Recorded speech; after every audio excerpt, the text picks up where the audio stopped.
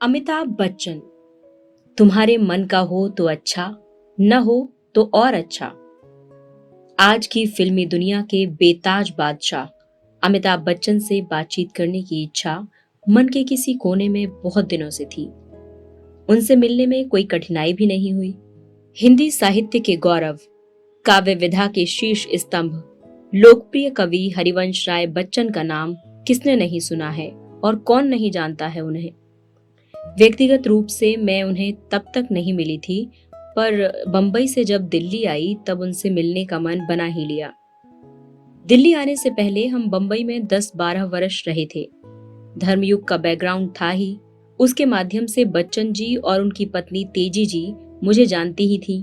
सो एक दिन मैं उनके घर पहुंच गई। तेजी जी बरामदे में ही मिल गईं। काफी अच्छी मुलाकात रही। बरामदे में बैठे ही बैठे उन्होंने आवाज दी, बच्चन, देखो कौन आया है, शीला जी आई हैं। थोड़ी देर में ही बच्चन जी निकल कर आए। कुछ बंबई की, कुछ दिल्ली की बातें हुई। पूछने लगे दिल्ली कैसी लगी। मैंने कहा बंबई के मुकाबले यहाँ काफी खुला खुला है, चौड़ी सड़कें और आसपास हरियाली। फिर भी यहाँ मन नहीं लग रहा है, बंबई की याद आती रहती है। इतने में चाय आ गई। बड़े करीने से ट्रे में लगी हुई चाय, नीचे ट्रे कवर भी लगा था और केतली पर टी कोजी भी सुशोभित थी। आम लेखक लेखिकाओं के घर से अलग तरह से। ये बच्चन परिवार से हमारी पहली मुलाकात थी। उसके बाद उनसे अर्थात तेजी जी से कई बार भेंट हुई। उनके घर पर फोन पर अक्सर बातें होती रहती। इंदिरा जी के यहाँ 3 मूर्ति भवन में हर वर्ष होली के अवसर पर लॉन में लोक संगीत कार्यक्रम रखा जाता। कार्यक्रम के संयोजन का सारा भार तेजी के ऊपर ही रहता था। नेहरू परिवार से उनका अंतरंगता का नाता था। इस संदर्भ में कलाकारों के चयन आदि के बारे में बातें होती, क्योंकि मेरे पति टीपी झुनझुनवाला जी और मेरे भी नृत्य संगीत और काव्य क्षेत्र के गुणी जनों से काफी नजदीकी संबंध थे। 2 तिलक मार्ग पर एक अस्थायी रंगशाला सी बन गई थी, जहां सब कलाकार इकट्ठे होते रहते थे। राजीव सोनिया गांधी के विवाह के अवसर पर बच्चन जी के निवास 13 विलिंगटन क्रीसेंट पर ही मेहंदी की रस्म हुई थी। तेजी जी चाहती थी कि वहां कुछ संगीत कार्यक्रम भी हो। उन्होंने हमें फोन किया कि शीला, बंबई से किसी को बुलाओ जो ढोलक पर लोकगीत गा सके। तब आज के महाभारत सीरियल के संगीत निर्देशक श्री राजकमल जी को हमने बंबई से बुलवाया। वे हमारे परिवार से बड़ा स्नेह रखते थे। राजकमल जी आए। मंदिर से ढोलक मंगवाकर उस पर राजकमल ने जो समा बांधा वो सुनने लायक था। बच्चन जी के यहाँ एक बार किसी की वर्षगांठ थी, शायद अमिताभ की ही। जब पहली बार ढोलक पर अमिताभ जी द्वारा गाया गया मेरे अंगने में तुम्हारा क्या काम है हमने सुना था। तेजी जी अक्सर बताती थी कि उनके बेटे को यानी अमिताभ को अभिनय का बहुत शौक है, उसे बंबई भेजना है। और क्योंकि फिल्म संगीत के श्रेष्ठ निर्देशक कल्याण जी आनंद जी से हमारे अच्छे संबंध थे, क्यों ना हम उनसे बात कर लें। खैर, अमिताभ जी को भी याद नहीं होगा, तभी मेरे पति ने कल्याण जी भाई को फोन किया था कि अमिताभ बच्चन आ रहे हैं और उनसे मिलेंगे। वे फिल्मों में काम करने के इच्छुक हैं। खैर, अमिताभ बंबई गए, कल्याण जी भाई से मिले भी, पर उन्होंने कुछ किया या नहीं ये हमें मालूम नहीं पड़ा। खैर, इसके बाद की कहानी तो एक अजूबा ही है, जिस तरह अमिताभ का दौर चला और आज तक चल रहा है। अमिताभ से बात करने का और इंटरव्यू लेने का मन बना तो एक दिन हमने बात कर ही डाली और लंबी बातचीत के लिए उन्हें राजी कर लिया। स्टूडियो में ही शूटिंग से पहले का समय दिया उन्होंने, पर अमिताभ बच्चन का इंटरव्यू एक सिटिंग में तो खत्म होने वाला नहीं था। काफी लंबी बातचीत हुई। पहली बार स्टूडियो में, दूसरी बार रविंद्र नगर के हमारे घर में, जब अपने भाई अजिताभ के साथ वे आए थे आयकर संबंधी कुछ मशवरे करने के लिए, और फिर उसके बाद लंबी बीमारी के बाद जब टानिया फार्म में वे ठहरे थे, और पहली बार बीमारी के बाद दिल्ली में हमारी बिटिया निहारिका की शादी में 2 तिलक मार्ग पर आए थे। वो भेंट वार्ताएं, तेजी जी के साथ बातचीत के अंश और मेरे अपने इम्प्रेशंस और संस्मरणों को मिलाकर बनी ये भेंट वार्ता। निश्चित समय पर जब मैं स्टूडियो पहुंची तो अमिताभ सेट पर मौजूद थे। शूटिंग कुछ समय के लिए रुकी हुई थी। कहने लगे, आइए उधर बैठते हैं। उन्होंने चारों ओर नजरें घुमाई। जब देखा कि सब कुछ ठीक ठाक है तो दूसरे कोने में पड़ी एक कुर्सी पर बैठ गए। मेरे साथ जो फोटोग्राफर आया था उसने कहा, उधर नहीं, उधर नहीं, आप बाहर खुली रोशनी में आ जाएं, यहाँ अंधेरा है। अमिताभ बाहर तत्परता से आ गए और बोले, अच्छा, अब और क्या आप मुझसे कराना चाहते हैं? फोटोग्राफर सकपका गया, तपाक से बोला, सॉरी सर, बस आप वहीं खड़े रहिए। एक आध शॉट ही लिया गया कि धूप चली गई। हम वापस कमरे में आए। अमिताभ ने फिर इधर उधर देखा, पैरों को थोड़ा मोड़ा और फोटोग्राफर को देखा। जैसा जैसा फोटोग्राफर ने कहा, विभिन्न शॉट करने के लिए वो सब किया, उतनी ही संजीदगी के साथ जैसे उन्हें फिल्म के सेट पर नृत्य करने के लिए या किसी दीवार को फांदने के लिए कहा जा रहा हो। अमिताभ बच्चन की यही विशेषता उन्हें औरों से अलग रखती है, अपनी तरह का एक अलग प्रोफेशनलिज्म। किसी भी दृश्य या अभिनय को चाहे वे मन से उसे पसंद न करते हों, फिर भी पूरी गंभीरता के साथ करेंगे। यदि डायरेक्टर ने उन्हें ऐसा करने को कहा है, उनकी सादगी और ईमानदारी इस तथ्य को स्वीकार करने में है कि चाहे फोटोग्राफर हो या डायरेक्टर, उन्हें पता है कि वे क्या कर रहे हैं, क्योंकि वे अपने विषय को जानते हैं। खैर, फोटोग्राफी सेशन खत्म होने के बाद जब वे मेरे सामने कुर्सी पर आकर बैठे, तब उनके चेहरे पर कोई भाव ही नहीं था। बिल्कुल निश्चिंत चेहरा, एकदम भावहीन, न एक भाव इधर न उधर। पता नहीं क्यों उस क्षण मुझे ऐसा लगा जैसे इसी प्रकार अमिताभ प्रोड्यूसर्स और स्क्रिप्ट राइटर की ओर देखते होंगे, जो उन्हें अपनी कहानी सुनाते होंगे, और कहानी के प्लॉट सुनाते सुनाते उत्सुकता से देखते होंगे कि कोई तो उतार चढ़ाव उनके चेहरे पर आए, जिससे पता लगे कि उनकी क्या प्रतिक्रिया है। और इस सब के दौरान वे स्वयं एक गरिमा भी रखते होंगे कि ऐसा भी नहीं लगे कि सामने वाला ये समझे कि वो उन्हें बोर कर रहा है। मैं कुछ कहती इसके पहले अमिताभ कहने लगे, बहुत बातें छप चुकी हैं बहुत जगह, आप किस प्रकार का इंटरव्यू चाहेंगी? मैंने कहा, कुछ फिल्मी जिंदगी से हटकर, कुछ पहले और कुछ बाद के भी फिल्मी जिंदगी के संस्मरण, कुछ पुरानी यादें, कुछ पुरानी बातें, कुछ लोग जो अपनी छाप छोड़ गए हैं, कुछ यादें जो अभी भी जहन में ताजा हैं, जिन्हें आप भुला नहीं सके, वही सब बताइए। एक साहित्यिक माहौल में आप बड़े हुए, बहुत कम ऐसे उदाहरण होंगे फिल्म इंडस्ट्री में, विभिन्न तरह की यादें होंगी आपकी। हमारी जिंदगी तो अभी बहुत छोटी है, ऐसी कोई बात नहीं है। समझ में नहीं आता ऐसी कौन सी रोचक बात हो सकती है। हो सकता है मुझे रोचक लगे, आपको ना लगे। बहुत सी घटनाएं हैं, कुछ मैगजीनों में भी छप चुकी हैं, शायद कुछ ना छपी हों। तब हम इलाहाबाद में रहते थे, 12 वर्ष का था। माँ बताती थी कि 11 अक्टूबर 1942 को दोपहर के 3 या 4 बजे मेरा जन्म हुआ था। थोड़े बड़े हुए तो कुछ कुछ बातें समझने लगे। हमारा मध्यम वर्गीय परिवार था, घर में गाड़ी नहीं थी, कहीं जाना होता तो तांगे में आते जाते थे। उन दिनों वही एक अच्छी सवारी थी। घर छोटा था, आराम की चीजें थीं, किंतु विलासिता की चीजें नहीं थी। हमारी देखभाल के लिए कोई आया या नैनी जैसी कोई परिचारिका नहीं थी, न ही हमारे लिए अलग से कोई कमरा था। मेरा छोटा भाई अजिताभ 4-4.5 साल छोटा था। इस प्रकार बचपन इलाहाबाद में बीता। आरंभिक पढ़ाई भी वहीं हुई। मैं और बंटी यानी कि अजिताभ साथ साथ स्कूल जाते थे। तब बंटी मुझे बहुत छोटा लगता था और मैं एक बड़े भाई के रूप में अपनी बहुत जिम्मेदारी समझता था। स्कूल जाते समय रास्ते की सभी परेशानियों में उसकी देखभाल करता था।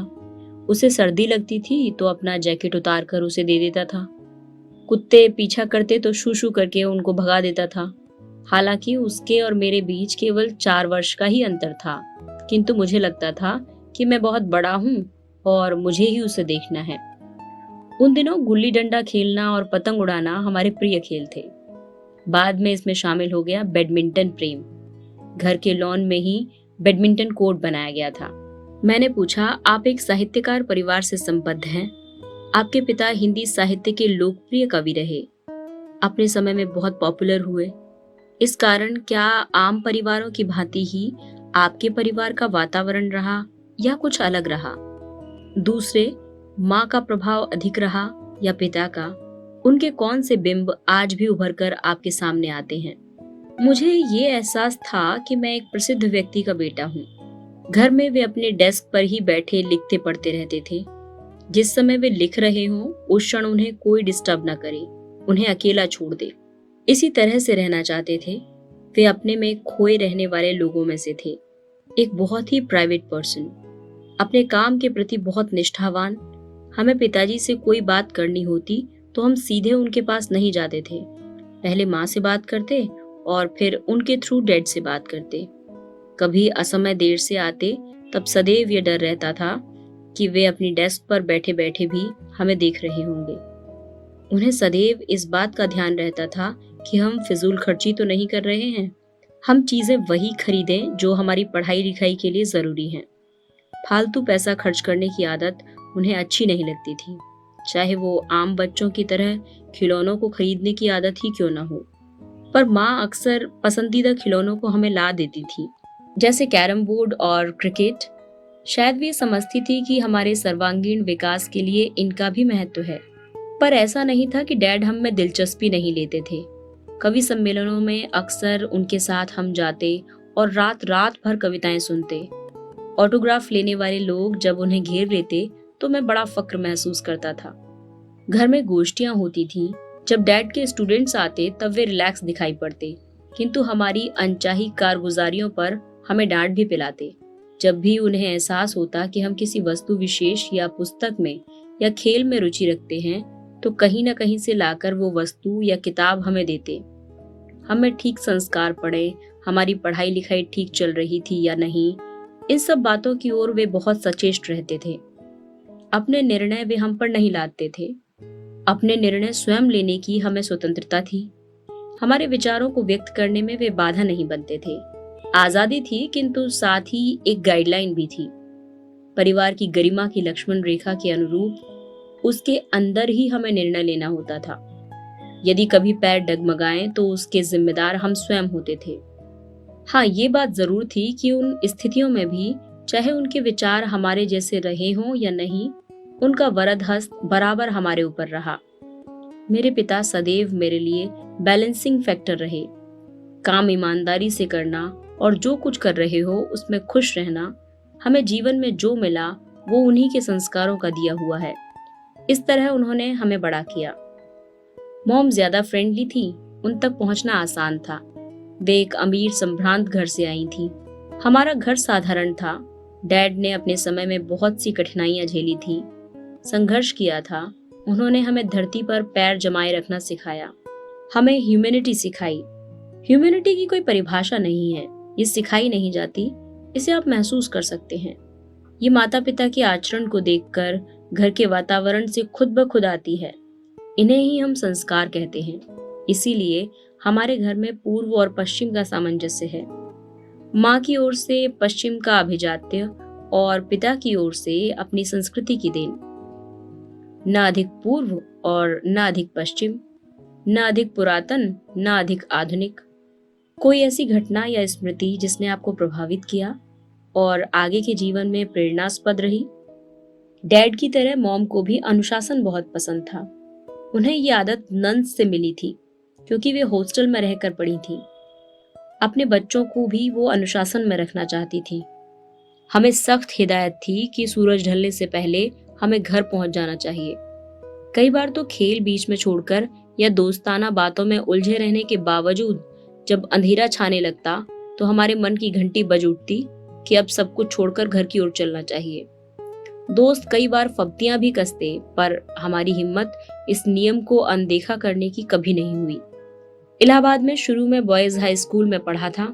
वहां पड़ोस में कितने ही हम उम्र बच्चे मेरे दोस्त थे। उनके साथ हंसना, बोलना, खेलना, कूदना चलता ही रहता था। उन्हीं दिनों की बात है, एक दिन हम लोगों का झगड़ा हो गया, वैसा ही जैसा अक्सर बच्चों के बीच हो जाया करता है। झगड़ा शुरू हुआ और मारपीट की नौबत आ गई। वे 5-6 बच्चे एक तरफ हो गए और मैं अकेला एक तरफ रह गया। मारपीट जमकर चली। तादाद में ज्यादा होने के कारण वे मुझ पे भारी पड़ रहे थे। मैं मुकाबला नहीं कर पाया तो वहां से भाग निकला और घर आकर रोने लगा। माँ ने पूछा क्या बात है? मैंने बता दिया कि 5-6 लड़कों ने मेरी पिटाई कर दी, इसलिए मैं भागकर घर आ गया हूँ। मैंने सोचा मॉम मुझे पुचकारेंगी, सहलाएंगी, सांत्वना देंगी, लेकिन उन्होंने छूटते ही कहा, भागकर आना गलत है, तुम अकेले लड़ते रहते, फर्क क्या पड़ता है अगर और कोई तुम्हारे साथ नहीं था? मैंने कहा मैं अकेला था और वे 5-6, मैं कैसे लड़ सकता था? लेकिन माँ नहीं मानी और बोली, कोई बात नहीं, तुम दोबारा जाओ हिम्मत के साथ। मैं बड़े जोश में भरकर वापस गया, उन लड़कों की पिटाई की और उन्हें ठोक पीट कर घर लौटा। घटना छोटी सी थी, पर उसके जरिए मुझे हर परिस्थिति का बहादुरी से मुकाबला करने की सीख मिली। अकेले लड़ने की, संघर्ष करने की और जीत हासिल करने की ये सीख पग पग पर आगे की जिंदगी में बहुत काम आई। अमिताभ जी की इस बात से मुझे तेजी जी की एक सीख याद आ गई जो उन्होंने मुझे एक बार दी थी।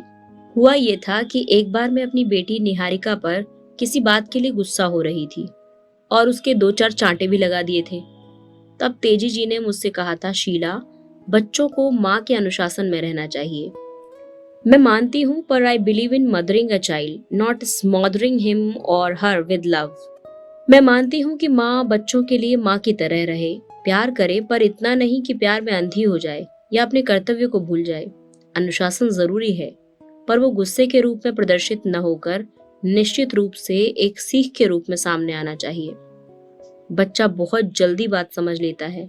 यदि आपने अपने गुस्से का इजहार गुस्से के रूप में किया, उसे जरूर पता चल जाएगा।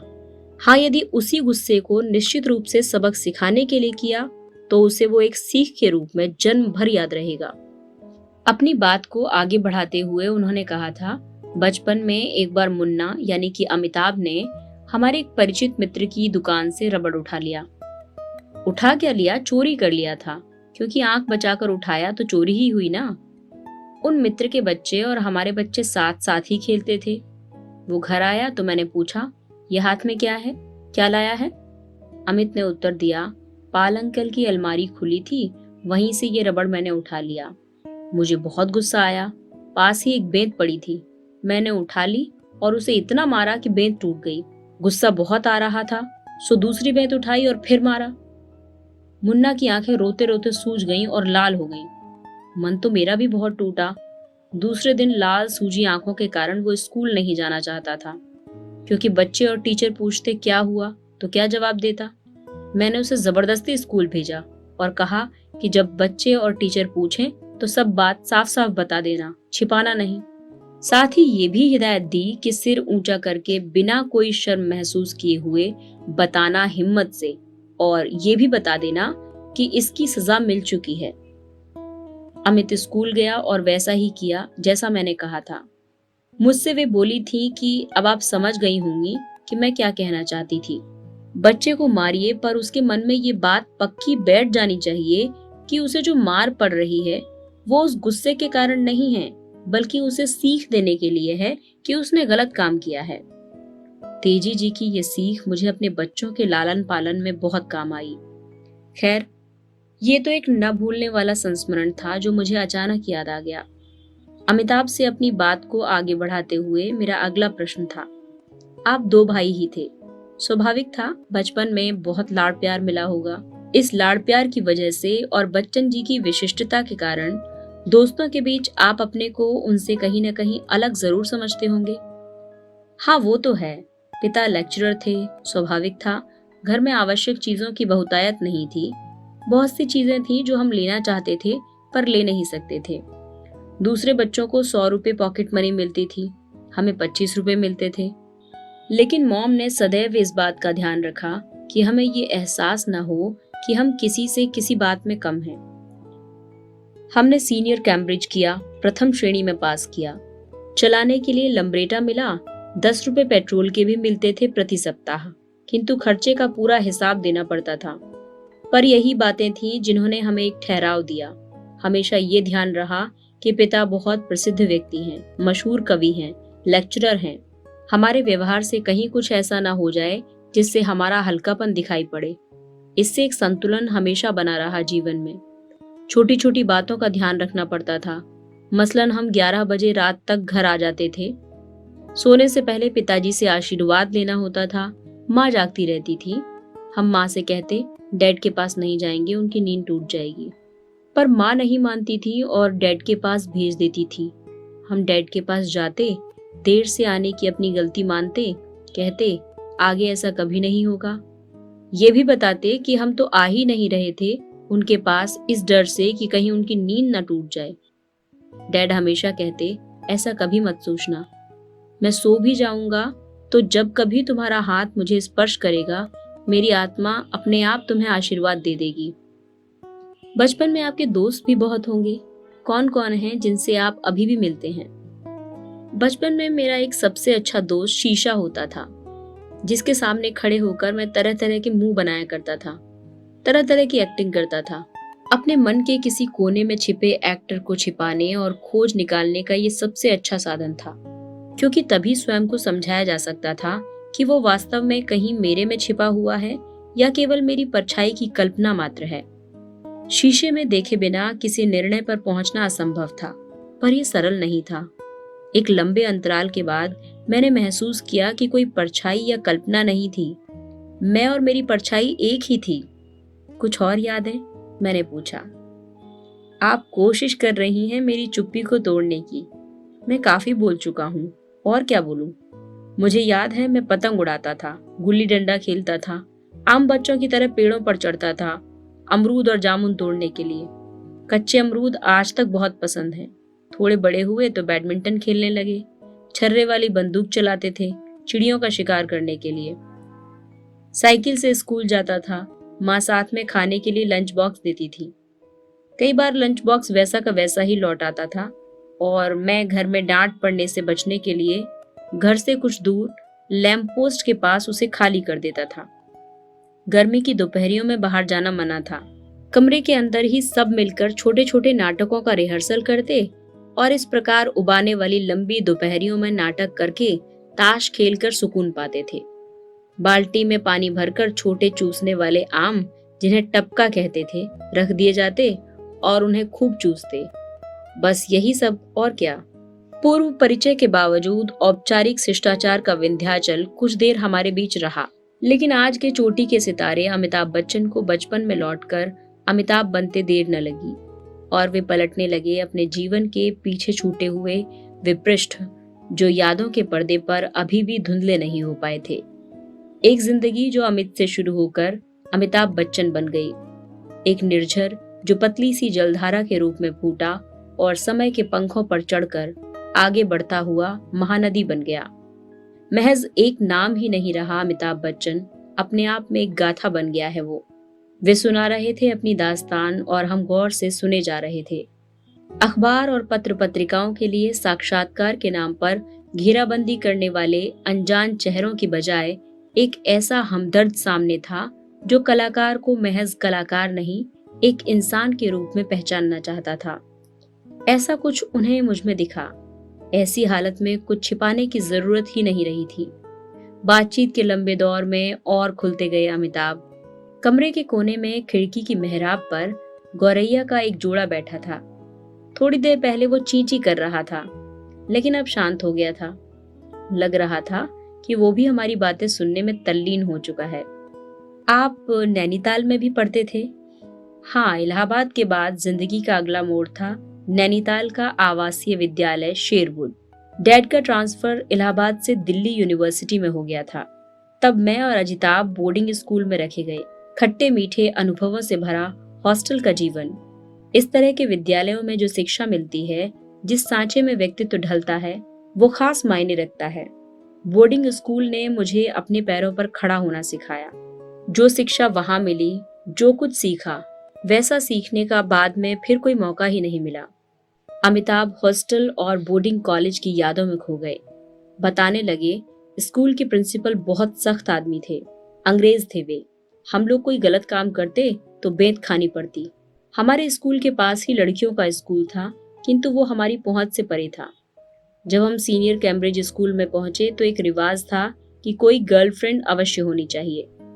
वैसे लड़कियों के स्कूल की ओर जाने की मनाही ही थी। रविवार को जरूर हम एक दूसरे से मिलते थे चैपल में। चैपल स्कूल के चर्च में ही होती थी। उसमें लड़कियां भी आती थीं और लड़के भी। नॉन क्रिश्चियन लड़के तो इसलिए जाते थे कि लड़कियों से आंखें चार हो जाएं। चैपल या प्रार्थना सभा में बैठने की व्यवस्था 3 हिस्सों में थी।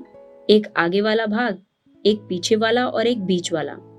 लड़कियां बीच के हिस्से में बैठती थीं, लेकिन इतनी नहीं आती थी कि वो हिस्सा पूरा भर जाए। अक्सर आधा भरता था, आधा खाली रह जाता था। उस दिन हम सवेरे से ही तैयारी में जुट जाते। कोई जूतों पर पॉलिश लगा, रगड़ रगड़ कर उन्हें चमका रहा है, कोई अपनी बेस्ट ड्रेस शाम को पहनने के लिए निकाल रहा है, कोई बाल बना रहा है, कोई एक्साइटमेंट में वैसे ही कमरे के चक्कर लगाता होता। कहने का मतलब काफी व्यस्तता भरा दिन होता था। हॉस्टल से लाइन बनाकर परेड में जाते थे, कतारबद्ध चर्च की ओर। उस दिन की स्मार्टेस्ट परेड होती थी क्योंकि सब अपनी सबसे बढ़िया ड्रेस में तैयार होकर जाते थे। हमारे लिए ये परेड विशेष अर्थ रखती थी क्योंकि लड़कियां आने वाली होती थी। चुस्ती की पराकाष्ठा देखने को मिलती। जिनकी कोई गर्लफ्रेंड नहीं होती थी वे कोशिश में रहते थे कि गर्ल्स की लाइन जहां खत्म हो उसकी अगली पंक्ति में बैठें, जिससे उनके करीब रहें और बातें करने का मौका मिल जाए। पता नहीं आप कभी चर्च गई हैं या नहीं? अमिताभ ने पूछा। फिर मेरा जवाब सुने बगैर ही बोलते चले गए। वहां कई दफे ऐसा मौका आता है कि झुककर प्रार्थना करनी होती है। सामने बेंच होती है, उस पर किताबें रखी होती हैं, वहीं घुटने टेकने के लिए एक स्टूल होता है। वहां सबको अपना सिर झुकाकर प्रार्थना करने का मौका मिलता है। एक बार सिर नीचा कर लेने के बाद कोई नहीं देखता कि क्या हो रहा है। वहीं से सिर झुकाए झुकाए हम लोग चिट्ठियां एक दूसरे को पकड़ा देते और 2-4 जुमले बोलने होते बोल लेते। बड़े रोमांच की अनुभूति होती थी इस सब में। वो अनुभूति, वो मनःस्थिति आज याद आती है तो हंसी आती है। हालांकि इन सब हरकतों की वजह से 1-2 बार बेंतें भी खानी पड़ी थी, पर हम बाज नहीं आते थे।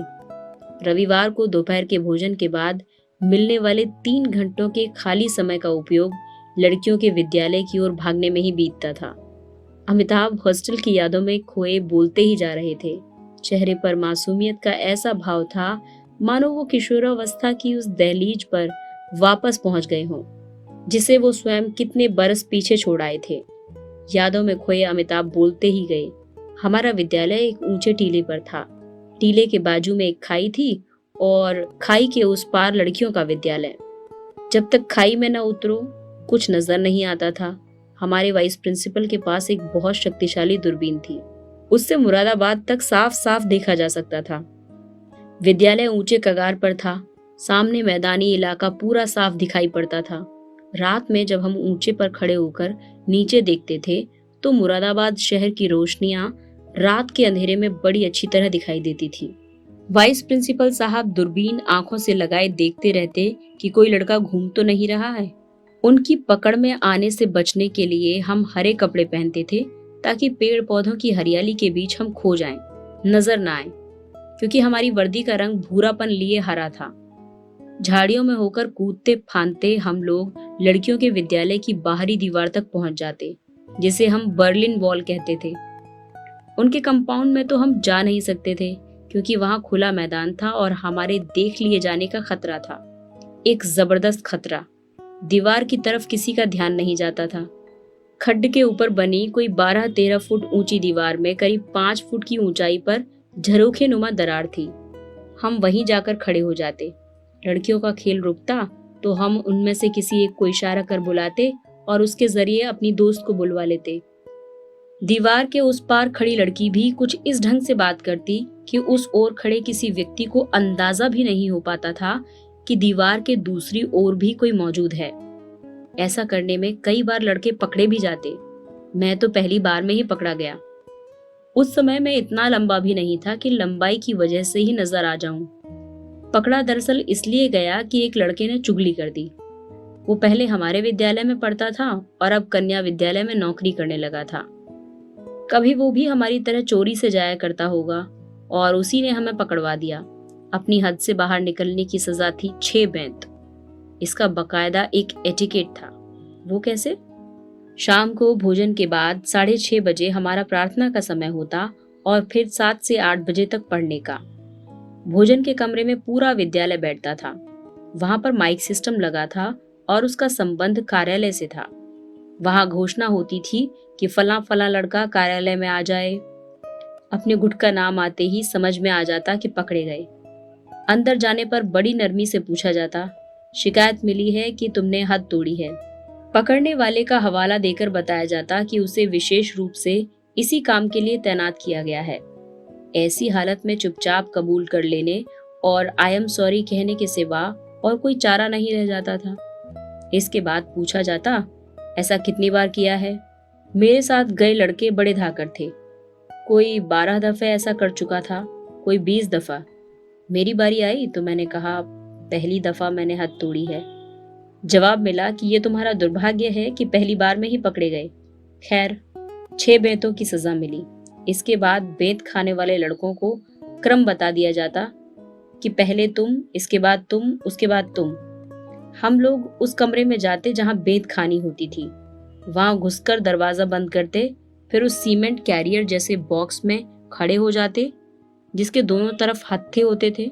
उन्हें पकड़कर हम शरीर का ऊपरी हिस्सा आगे झुका देते। वे एक दराज खोलते जिसमें अनगिनत बेंत भरी होती थी। वे बेंत उठाकर पहले बतौर नमूना के मारते, फिर सजा के लिए जो पहली बेंत पड़ती उसमें जैसे जान ही निकल जाती। ऐसी बुरी हालत हो जाती कि बाकी 5 बेंतों का पता भी नहीं चलता कि बेंतें कहाँ पड़ी थी। जिस्म एकदम सुन्न हो जाता, सांस फूल उठती। मुस्कुराते हुए अमिताभ ने कहा, अ सॉर्ट ऑफ सेरेमनी होती थी। जब मुझे बेंत खानी पड़ी तो बेंत खाने के बाद मैं जल्दी से जान छुड़ाकर भागा, फटाफट दरवाजा खोला और दौड़ लगा दी। लेकिन दूसरे ही क्षण मुझे वापस बुला लिया गया। बेंत खाने के बाद का शिष्टाचार जो भूल गया था, कहकर अमिताभ जोर से हंस पड़े। बेंत खाने का किस्सा यहीं खत्म नहीं हुआ। आगे बताते हुए अमिताभ ने कहा, जब कई लड़कों को बेंत की सजा सुना दी जाती तो उनमें आपस में बेंत खाने के लिए पहले कौन जाएगा इस मुद्दे पर झगड़ा हो जाता। हर कोई चाहता था कि पहले जाए, बेंत खाए और फुर्सत पाले। भीतर किसी लड़के पर बेंत पड़ने की आवाज आती तो उसके बाद अपनी बारी के इंतजार में बाहर खड़ा लड़का भय से वैसे ही अधमरा होने लगता। गहरा साइकोलॉजिकल असर पड़ता था उस पर। हफ्ते में 2 दिन सामूहिक स्नान होता था। बरामदे के अंत वाले कोने के कमरे में सब एक साथ नहाते। उस समय पता चल जाता कि किस किस को बेंत पड़ी है। कुछ तो स्वतः बता देते कि हाँ उन्हें बेंत पड़ी थी। जो नहीं बताते उनके जिस्म पर पड़े निशान बता देते। साल के आखिर में लड़के बकायदा हिसाब लगाते कि उन्हें कितनी बेंत पड़ चुकी हैं। किसी किसी की बेंतों की संख्या तो 300-350 तक पहुंच जाती थी। एक तरह का कंपटीशन था। मैंने कहा, हीरो बन जाता होगा वो जिसे सबसे ज्यादा बेंत पड़ती होगी। हाँ, वो तो होता ही था। इसके अलावा विद्यालय में अनुशासन के अंक भी होते थे। जेब में हाथ डालकर च्युइंगम खाते दिख गए, कमीज के बटन खुले हुए, या जूतों पर पॉलिश न हुई, अथवा बाल ठीक से नहीं बने हैं, ये अथवा ऐसी ही किसी और गलती पर 1 अंक जोड़ दिया जाता। छात्रों के बीच से ही उनके चुने हुए विद्यार्थी इन सब बातों पर नजर रखते थे। हफ्ते भर जिसके जितने अंक हो जाते, रविवार को उसे उतनी ही बेंत पड़ जाती। बाद की जिंदगी में ये अनुशासन क्या कुछ काम आया? हाँ, नैनीताल में मिली अनुशासन की ये शिक्षा सचमुच बहुत काम आई। बाद की जिंदगी में भी वे दिन कभी नहीं भूलेंगे। सच कहूं तो वे मेरी आज की जिंदगी का भी एक हिस्सा बन गए हैं। आज मैं जो कुछ कर रहा हूँ और जो भी बन पाया हूँ, वो सब मेरे नैनीताल में गुजारे 3-4 वर्षों की बदौलत है। बाद में जब यूनिवर्सिटी गया तब वहाँ के सपाट वीरान वातावरण में भी बार बार जहन में उभरकर शेरवुड के दिन कौंध जाते। नैनीताल में विद्यालय के पास ही अस्पताल था, लेकिन किसी बड़ी बीमारी या चिकित्सा संबंधी काम के लिए शहर के बड़े अस्पताल जाना पड़ता था। वैसे शहर जाने का अर्थ हमारे लिए अपनी हद से पार जाना था। फिर भी दांत के डॉक्टर के पास जाना हो या हड्डी ठीक करानी हो या गंभीर बीमारी हो तो जाना जरूरी हो जाता था। इस तरह के कामों के लिए एक विशेष तरीका अपनाया जाता था। जैसे किसी को दांतों के डॉक्टर के पास जाना है तो उसके लिए एक डायरी होती थी। शाम को कक्षा खत्म होने के बाद उसमें भरा जाता कि फलां लड़के को भेज रहे हैं, उसे देख लें। यानी वो दिन तो पूरा हमारा हो गया। लड़के को कोई आधा घंटा तो डॉक्टर के पास लगता और बाकी दिन वो बिताता शहर घूमने में। शहर जाना हमारे लिए बड़ी बात होती थी। हम सोचते रहते वहां ये खाएंगे, वो खाएंगे, ये करेंगे, वो करेंगे। केवल दिक्कत ये थी कि 5-7 महीने में कहीं एक आध बार शहर जाने का मौका निकल पाता था। शहर जाने की बात पर एक बड़ी मनोरंजक घटना याद आती है। मेरे छोटे भाई अजिताभ के दांत में तकलीफ थी। वो विद्यालय के एक और लड़के के साथ डॉक्टर को दिखाने शहर गया। दूसरा लड़का जिस दिन से आया था उसी दिन से शारीरिक रूप से कमजोर था। शायद उसके सीने के भीतरी हिस्से में कोई छेद था। उसे कोई भी ऐसा शारीरिक काम करने की मनाही थी जिसमें शारीरिक परिश्रम होता हो। उसे मैदान में होने वाले किसी भी खेल में शामिल होने की इजाजत नहीं थी। यानी पढ़ाई के अलावा और कोई गतिविधि उसके लिए नहीं थी। दूसरी ओर अजिताभ, मेरे भाई, खिलंदड़े किस्म के जीव, दौड़ कूद से लेकर मुक्केबाजी तक के हर काम में आगे रहने वाले। उस दिन वे दोनों डॉक्टर के पास गए। उस समय सर्दी का मौसम था, अंधेरा जल्दी घिर आता था। स्कूल पहाड़ी पर था और आसपास चीतों और तेंदुओं की भरमार थी। कंपाउंड में कभी किसी जानवर का टूटा हुआ नाखून पड़ा मिलता, तो कभी खेल के मैदान में किसी के पंजों के निशान। हम लोग इस सब के आदी हो चुके थे। मुख्य फाटक के भीतर खड़ी चढ़ाई थी, जिस पर चढ़कर मुख्य इमारत तक पहुंचते थे। फाटक के नीचे घाटीनुमा सपाट जमीन थी। बंटी और उसका साथी उस शाम शहर से लौटे तो शाम का धुंधलका अंधेरे में बदलने लगा। ये लोग शॉर्टकट से आ रहे थे। रास्ते में एक जगह 4-5 लोग खड़े होकर कुछ देख रहे थे। इन लोगों ने भी पास जाकर देखा कि एक झाड़ी के पीछे से दुम जैसी कोई चीज हिल रही है। अंधेरे में ये ठीक से दिखाई नहीं पड़ रहा था कि दुम चीते की है, तेंदुए की है, सांप की है या किसी अन्य प्राणी की। किसी की भी हो सकती थी। कौतूहल से भरे बंटी ने एक पत्थर उठाकर दुम की ओर फेंक मारा। अब क्या था, झाड़ी से मिस्टर टाइगर निकल आए और जोर से गुर्राए। बंटी खाली हाथ थे, होश हवा हो गए। उसने आओ देखा न ताओ जान बचाकर भागने लगा। भागते हुए फाटक में घुसा और पूरी रफ्तार से दौड़ते हुए खड़ी चढ़ाई चढ़ने लगा। तभी उसे पीछे से खटपट खटपट की आवाज सुनाई दी। अचानक ऐसा लगा जैसे कोई बाजू से सर से निकलकर आगे बढ़ गया है। बंटी ने देखा, वही लड़का था जिसने अपनी जिंदगी में कभी किसी खेल में हिस्सा नहीं लिया था, लेकिन जब जान पर आ बनी तो तेज रफ्तार से किसी अच्छे भले दौड़ाक को भी मात दे गया। अजिताभ ने बाद में बताया कि मारे डर के उसकी अपनी हालत खस्ता थी, फिर भी उस लड़के को देखकर हंसी आ रही थी। घटना छोटी सी थी, पर इसका जीता जागता उदाहरण था कि आदमी में जीने की लालसा कितनी गहरी होती है और वो जीने के लिए क्या नहीं कर सकता है। पुरानी यादों में अमिताभ डूबे हुए थे। प्रश्न पूछकर मैं उनकी यादों की कड़ी को तोड़ना नहीं चाहती थी। वे बोलते गए और मैं सुनती जा रही थी। एक से बढ़कर एक मनोरंजक और रोमांचकारी प्रसंग, जो किशोरावस्था में हर किसी के जीवन में आते हैं, किंतु राख के ढेर में पड़े अनगिनत कणों की भांति छुपे पड़े रहते हैं। बाहर तभी आते हैं जब कोई उन्हें टटोलता है। यादों की गठरी खुली तो खुलती ही चली गई। इसी कड़ी में अगली घटना थी सांप पकड़ने की।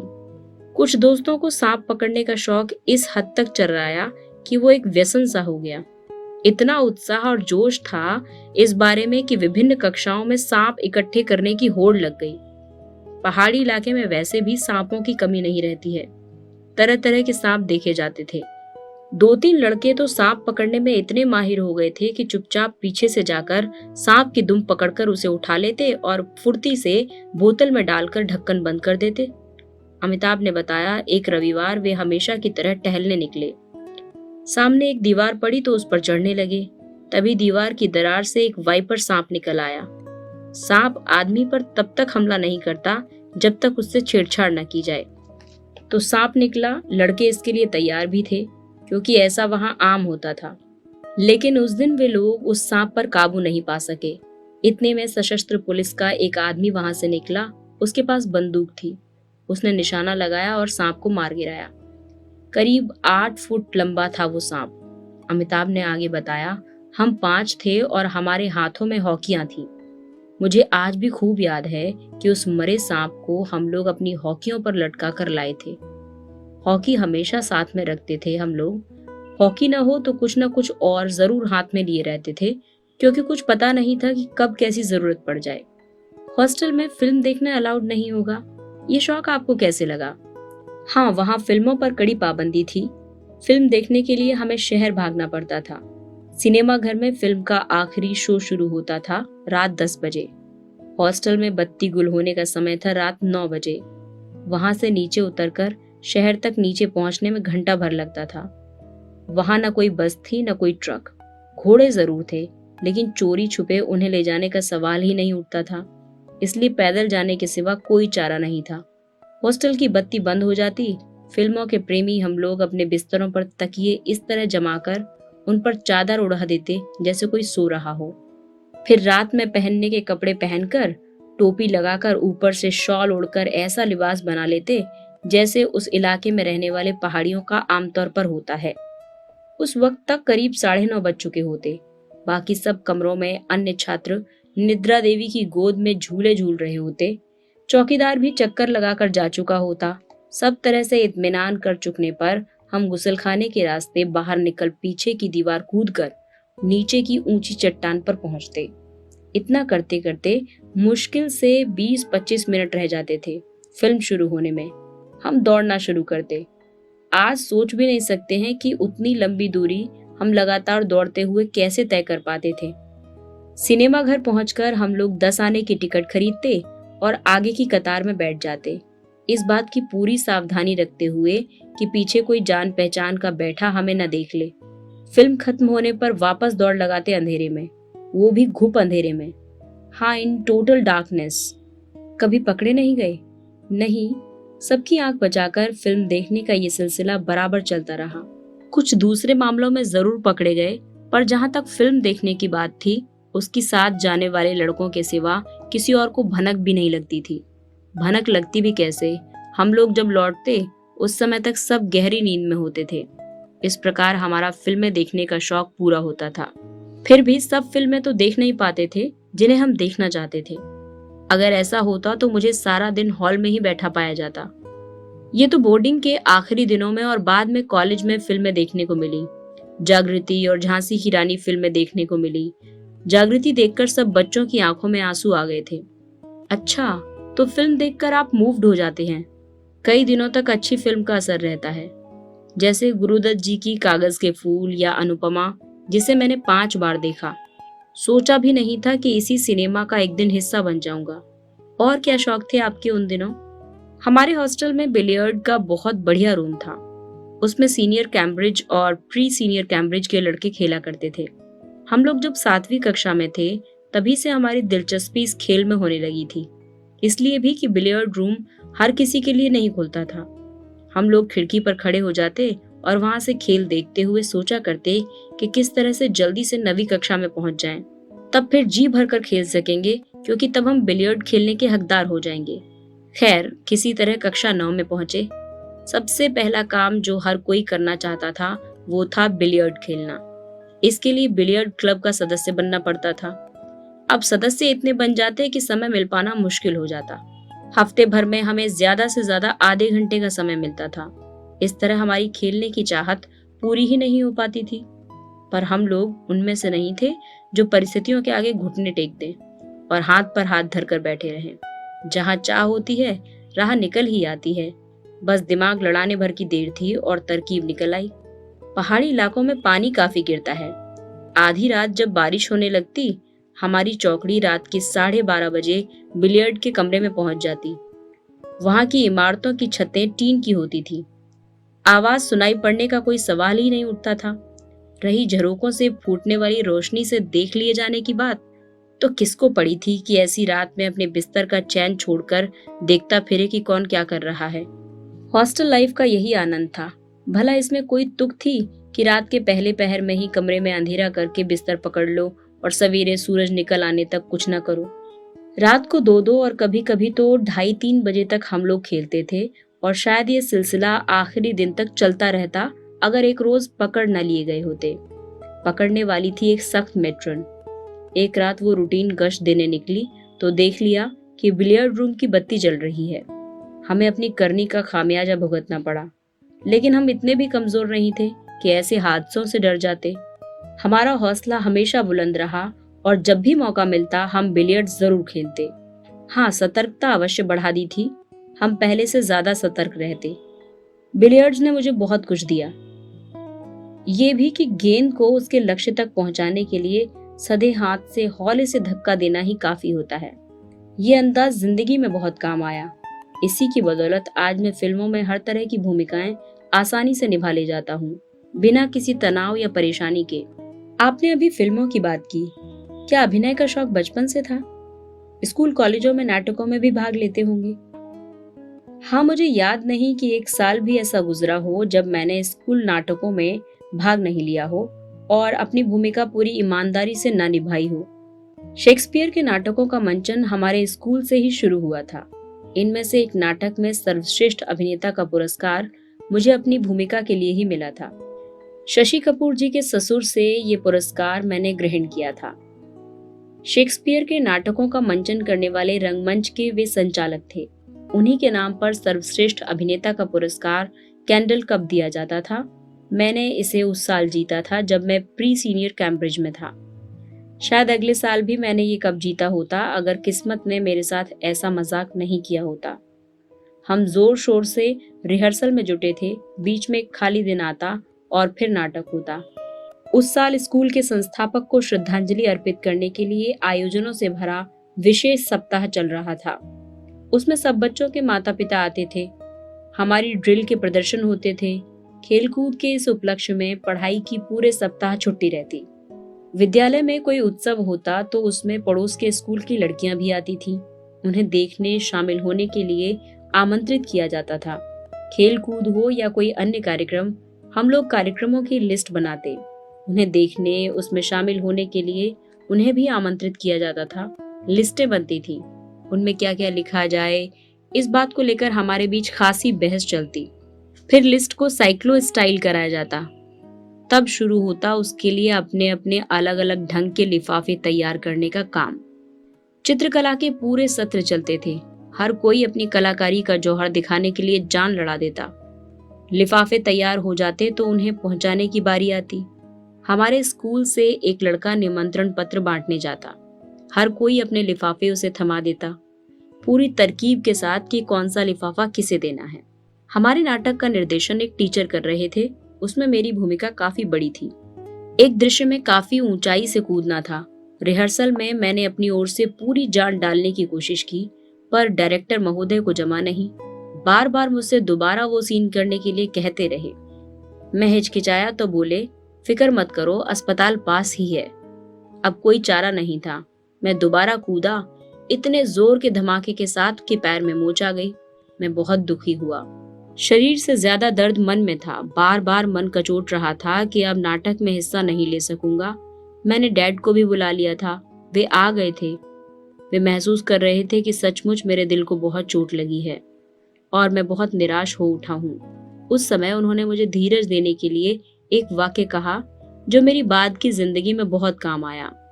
एक गुरु मंत्र की तरह पग पग पर, हर सफलता असफलता में, जीवन के हर मोड़ पर मेरे लिए गुरु मंत्र सा साबित हुआ। उन्होंने कहा था, बेटा एक बात याद रखो, तुम्हारे मन का हो तो अच्छा, न हो तो और भी अच्छा। अगले दिन उस समय जब नाटक चल रहा था, मेरे पिता मेरे कमरे में बैठे मुझे सहला रहे थे, सिर पर हाथ फेर रहे थे। मुझे उदासी के निराशा भरे गहन अंधकार से निकालने के लिए नाटक की कहानी सुना रहे थे, उसके संवाद बोल रहे थे। आश्चर्य तो ये हुआ कि इधर नाटक खत्म हुआ, उधर मैं ठीक हो गया। मैं बड़े मजे में चल फिर रहा था। अस्पताल वाले हैरान थे। उसी दिन मैंने स्कूल की ड्रिल में भी हिस्सा लिया। बचपन की इस घटना ने मेरी बाद की जिंदगी में बड़ा रोल प्ले किया। मुझे हमेशा इस बात का ध्यान रहा कि सफलता चाहे मेरी हो या किसी और की, चिरस्थायी नहीं होती। इसलिए मेरी कोई फिल्म बहुत चली और कभी कोई फिल्म नहीं चली तो मुझे इससे कोई फर्क नहीं पड़ा। मैं इस बात के लिए सदैव पूरी तरह तैयार रहा कि देर सवेर मुझे भी अपनी जगह से उतरना होगा। जिंदगी में कई ऐसे दौर आए, पर जिंदगी में टूटना नहीं सीखा। गिरकर संभलते रहने की आदत रही। विद्यालय में छुट्टियां होती तो मैं घर आ जाता। वहां साहित्यिक माहौल था, लेकिन उन दिनों साहित्य की दुनिया से हमारा परिचय ज्यादा नहीं हो पाया था। नैनीताल के बाद अगला पड़ाव क्या था? आगे की पढ़ाई का निर्णय स्वयं लिया या फिर जैसा उन दिनों अमूमन होता था, निर्णय माँ बाप पर छोड़ दिया। माँ डैड की इच्छा थी कि मैं सेना का करियर अपनाऊं और कमांडर इन चीफ बनूं।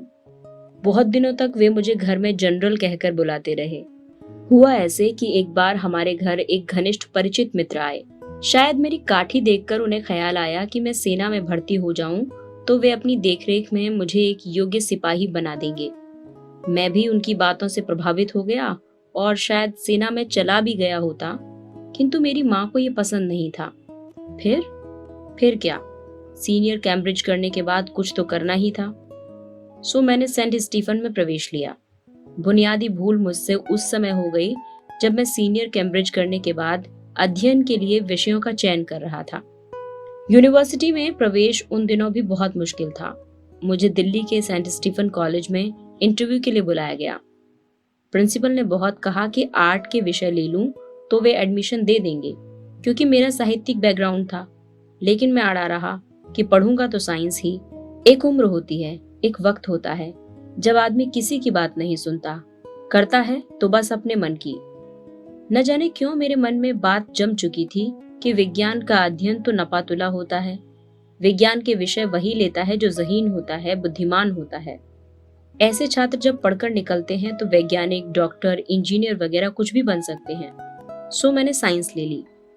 बड़े बड़े सपने देखने का भ्रमजाल तब टूटता है जब 10 साल की मेहनत का हिसाब पौन घंटे में करके हाथ में एक कागज पकड़ा दिया जाता है। मैंने गलती की जो विज्ञान के विषय लिए। ये भी नहीं सोचा कि विषय मेरी दिलचस्पी का नहीं है। गलती का एहसास तो तब हुआ जब बीएससी कर लिया। दिल्ली में स्टीफन कॉलेज का बड़ा नाम था। उसे वही दर्जा प्राप्त था जो दून स्कूल का है। वो एलीट कॉलेज माना जाता था और वहाँ एडमिशन मिलना बड़ी बात मानी जाती थी। अभी भी है ये बात शायद।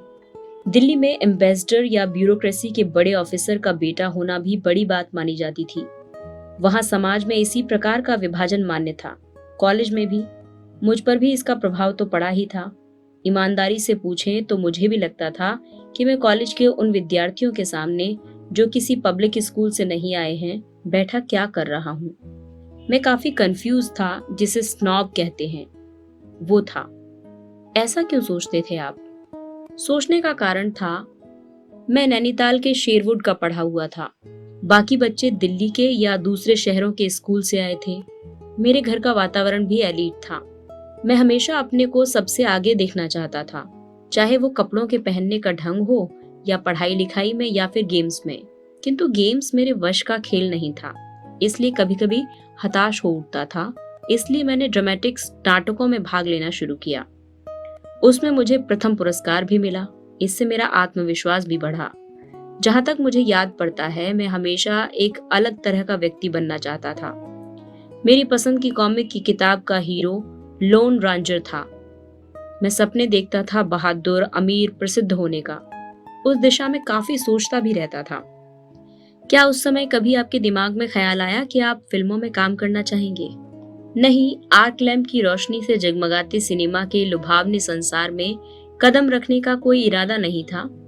कॉलेज के ड्रामों में हिस्सा लेता था, इसलिए स्कूल के दिनों से ही अक्सर बाथरूम में शीशे के सामने खड़े होकर एक राजा या एक करोड़पति होने की एक्टिंग करता था।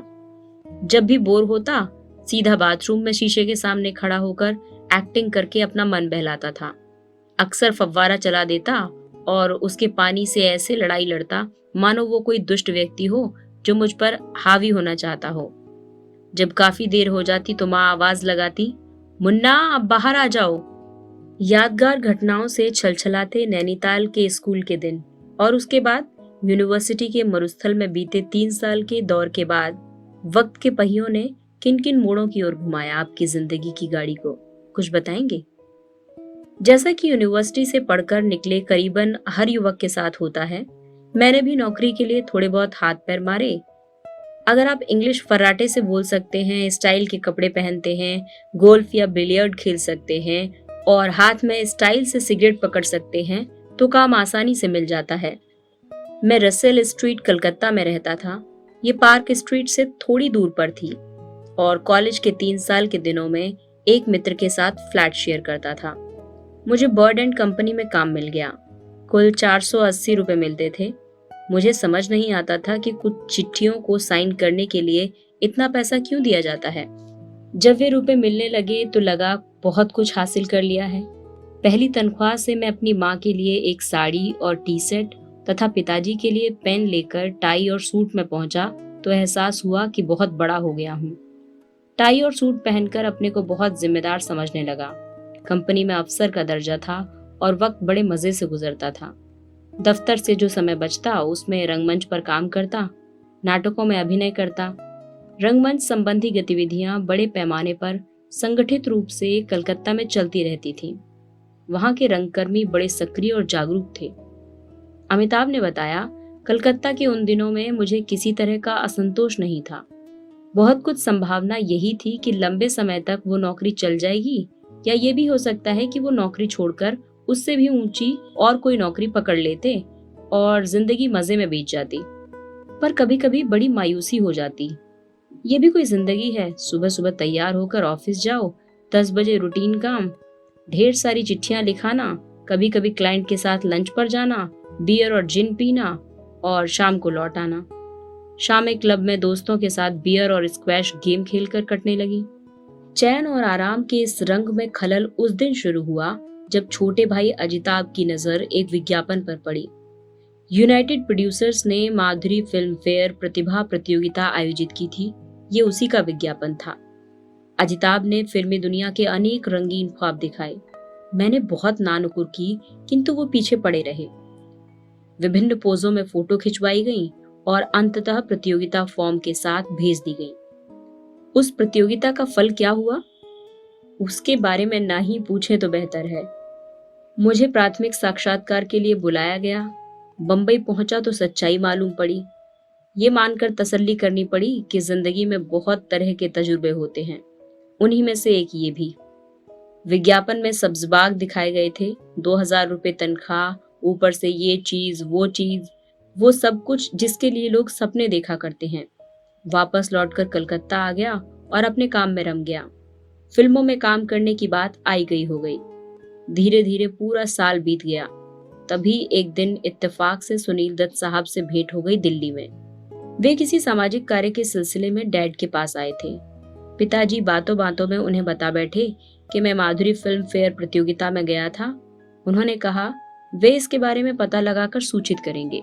फिर बोले चलो हम तुम्हारा स्क्रीन टेस्ट करवा लेते हैं। अमिताभ ने बताया कि वे एक दिन के लिए बंबई गए, स्क्रीन टेस्ट दिया। टेस्ट की व्यवस्था सुनील दत्त ने की थी और टेस्ट लिया था मोहन सहगल ने। शायद मनोज कुमार की कोई फिल्म थी, हाँ शायद साजन। रूपतारा स्टूडियो में फिल्म का सेट लगा था। टेस्ट का नतीजा क्या रहा कुछ पता नहीं चला। अमिताभ के सपने धरे के धरे रह गए।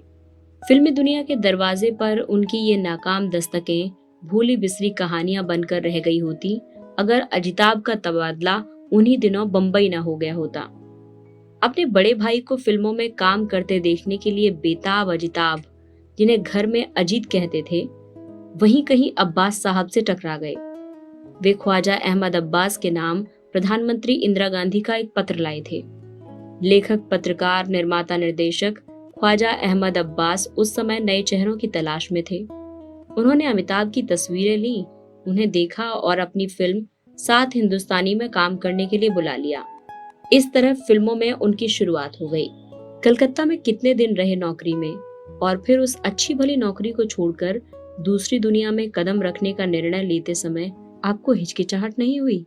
हाँ, वो बात तो थी। 1963 से 1968 तक मैं कलकत्ता रहा। 1969 में बंबई गया। अच्छे भले जॉब को छोड़ना बहुत मुश्किल था। एक बहुत बड़ा निर्णय लेना था। एक ट्रैक छोड़कर दूसरा ट्रैक पकड़ना था। किंतु एक बात निश्चित रूप से समझ में आ गई थी कि वहां बिल्कुल स्क्रैच से शुरू करना होगा। वहां कोई एक निश्चित बना हुआ रास्ता नहीं है, कोई इम्तिहान नहीं है कि पढ़ा और पास हो गए। सब कुछ व्यक्तिगत लगन, मेहनत और किस्मत पर निर्भर था। फिर भी निर्णय तो लेना था और वो मैंने ले लिया। मैंने कहा निर्णय लेने में आसानी शायद इस कारण भी हुई होगी क्योंकि आपको निश्चित राह मिल गई, आपको अधिक भटकना नहीं पड़ा, जैसा कि आम युवक जो फिल्मी दुनिया के लिए तरह तरह से सपने संजोए आते हैं और फिर वहां से निराश होकर लौट जाते हैं। अमिताभ बोले भटकना तो सभी को पड़ता है, कुछ भाग्य का खेल भी है जिसने मुझे दत्त साहब से मिला दिया और फिर अब्बास साहब से। और फिर मेरा एक अजीब सा डिटर्मिनेशन था कि अब आ गए हैं तो कुछ करके ही दिखाएंगे। एक चैलेंज भी लगा और उसने मेरे निश्चय को और मजबूत बना दिया कि अब फिल्म इंडस्ट्री में ही जमे रहना है। अब्बास साहब की सात हिंदुस्तानी मेरी पहली फिल्म थी। उसमें काम करते समय शुरू में कुछ दिन तो अच्छा लगा। कलकत्ता से सब कुछ छोड़कर नए माहौल में नए लोगों के बीच आ गया था, लेकिन मेरे अंदर का कलकत्ता मेरे साथ चला आया था। वहां मैं अच्छी तरह जम चुका था।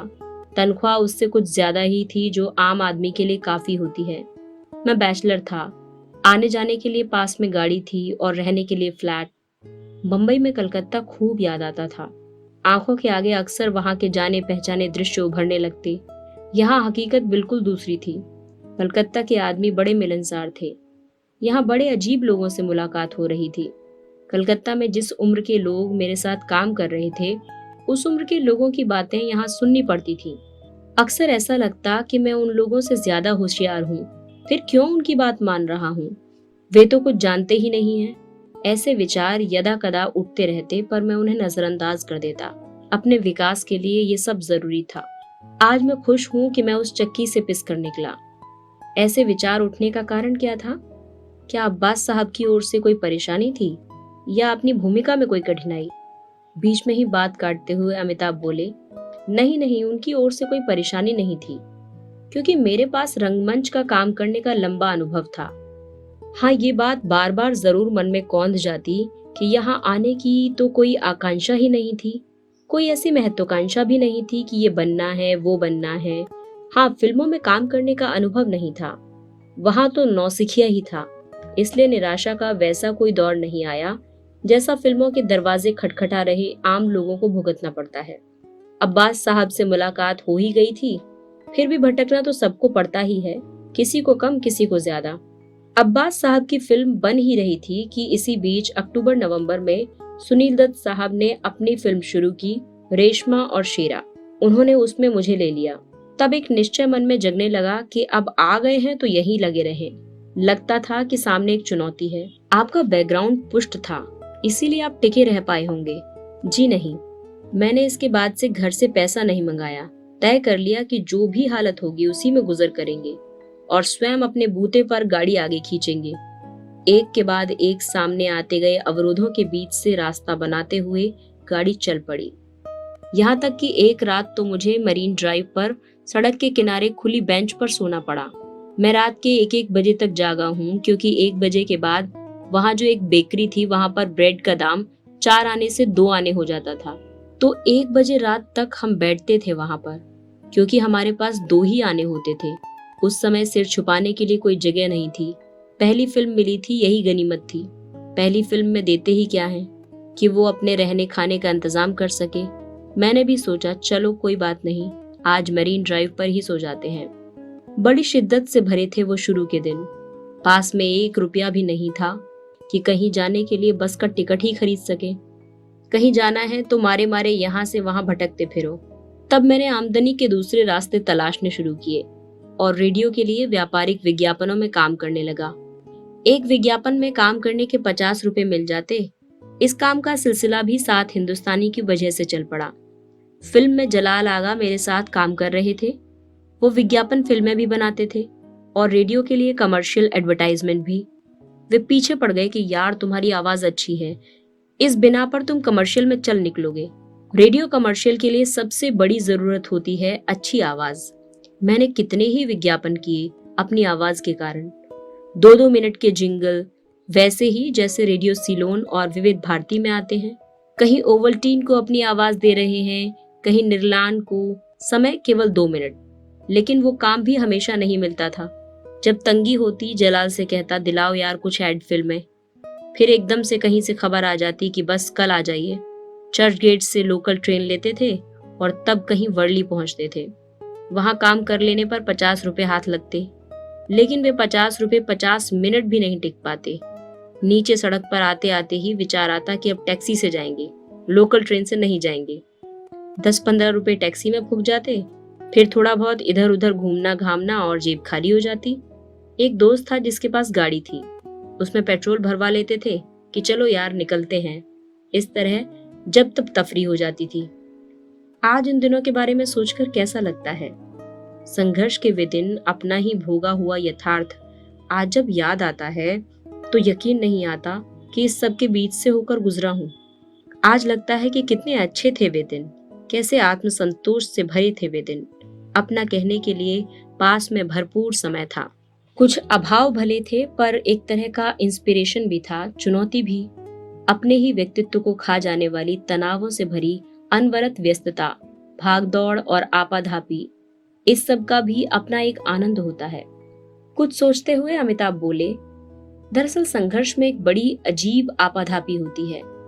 वो दौर कभी बहुत बड़ी प्रेरणा भी देता है, इसलिए थोड़ा बहुत संघर्ष बना रहना अच्छा होता है। किंतु यदि मैं ये कहूँ कि कभी डिप्रेशन नहीं हुआ, तो वो सच्चाई नहीं होगी।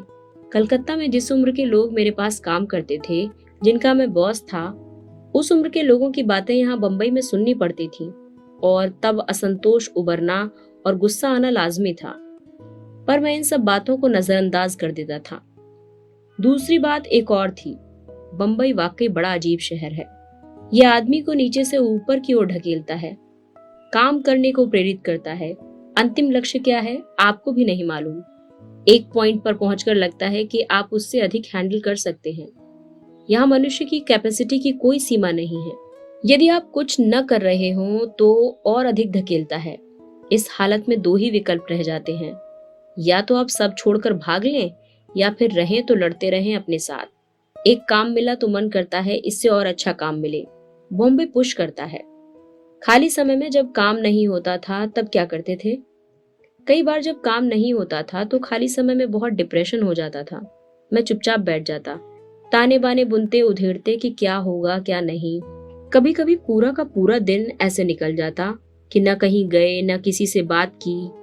फिर अगले दिन मैं अकेला बाहर निकल पड़ता, ये महसूस करके कि अंदर रहने से घुटन बढ़ेगी और इसका असर दिलो दिमाग पर गहरा पड़ेगा। उन दिनों में आपके कौन से मित्र थे? उनका क्या रोल रहा? मैं बहुत आउटगोइंग व्यक्ति नहीं हूँ, बहुत दोस्त भी नहीं बनाता हूँ। मेरे मित्रों का सर्कल बहुत बड़ा नहीं है, बहुत घनिष्ठ दोस्त बहुत कम है। कुछ जो उस समय थे आज भी मेरे साथ हैं। उन्होंने मुझे मोरल सपोर्ट दी, ये मैं कह सकता हूँ, लेकिन काम के मामले में सारे प्रयत्न सारी मेहनत मेरी अपनी थी। वे एक व्यक्ति भर थे, अच्छे व्यक्ति। वैसे आज मैं ये मानता हूँ कि मित्र अवश्य होने चाहिए, किंतु काम के लिए प्रयत्न तो स्वयं ही करना चाहिए। ये नहीं कि मित्रों पर निर्भर हो जाएं। उनकी बैकिंग हो सकती है, मोरल सपोर्ट हो सकती है, किंतु करना वही चाहिए जिससे स्वयं को संतुष्टि हो।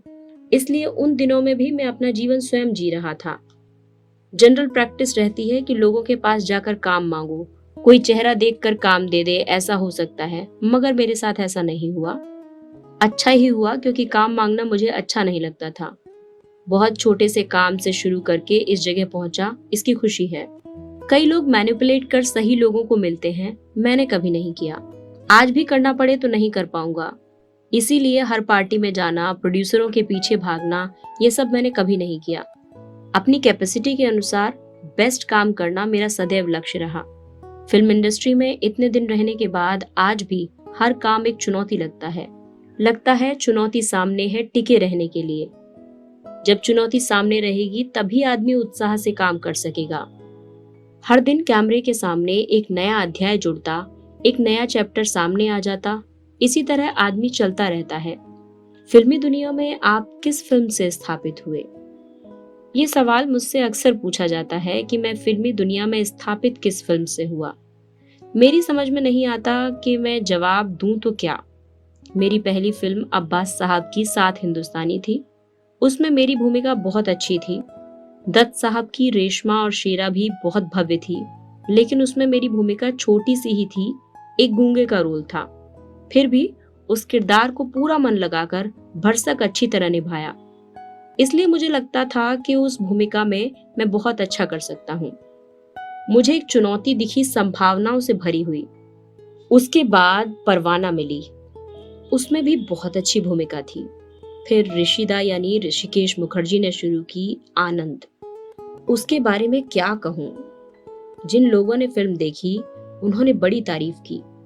आनंद की सफलता मेरी फिल्मों की कहानी के सफर में बहुत मायने रखती है। मुझे याद है जिस दिन आनंद प्रदर्शित हुई थी सिनेमा घरों में, उस दिन मैं मद्रास में था। वहां मेरी शूटिंग चल रही थी। आनंद सबसे पहले दिल्ली में प्रदर्शित हुई। वहां से मुझे खबर मिली कि दर्शकों की प्रतिक्रिया बहुत उत्साहजनक है। हालांकि दिल्ली में आनंद के प्रदर्शन के लिए कोई प्रीमियर शो नहीं रखा गया था। आनंद में नायक की भूमिका निभाने वाले काका यानी राजेश खन्ना भी उस दिन मद्रास में थे, एक फिल्म की शूटिंग के सिलसिले में। मैंने उनके कमरे में फोन किया और उन्हें बधाई दी। कहा कि साहब, आपकी वजह से हमारा भी नाम हो रहा है। आनंद जब बंबई में प्रदर्शित हुई, उस समय तक मैं मद्रास से लौटकर बंबई आ चुका था। उस दिन एक शूटिंग के सिलसिले में मैं बोरीवली जा रहा था। उस समय मैं गोरेगांव में घोड़बंदर रोड पर रहता था, महमूद के भाई अनवर के यहाँ। घर से निकल कर गया तो पूरे रास्ते भर किसी ने मुझ पर ध्यान नहीं दिया, कोई गौर नहीं किया कि कौन जा रहा है। लेकिन शाम को जब मैं शूटिंग से लौट रहा था, उस समय तक आनंद के 2 शो हो चुके थे। अब रास्ते के लोग घूरकर मुझे देख रहे थे, पहचान रहे थे।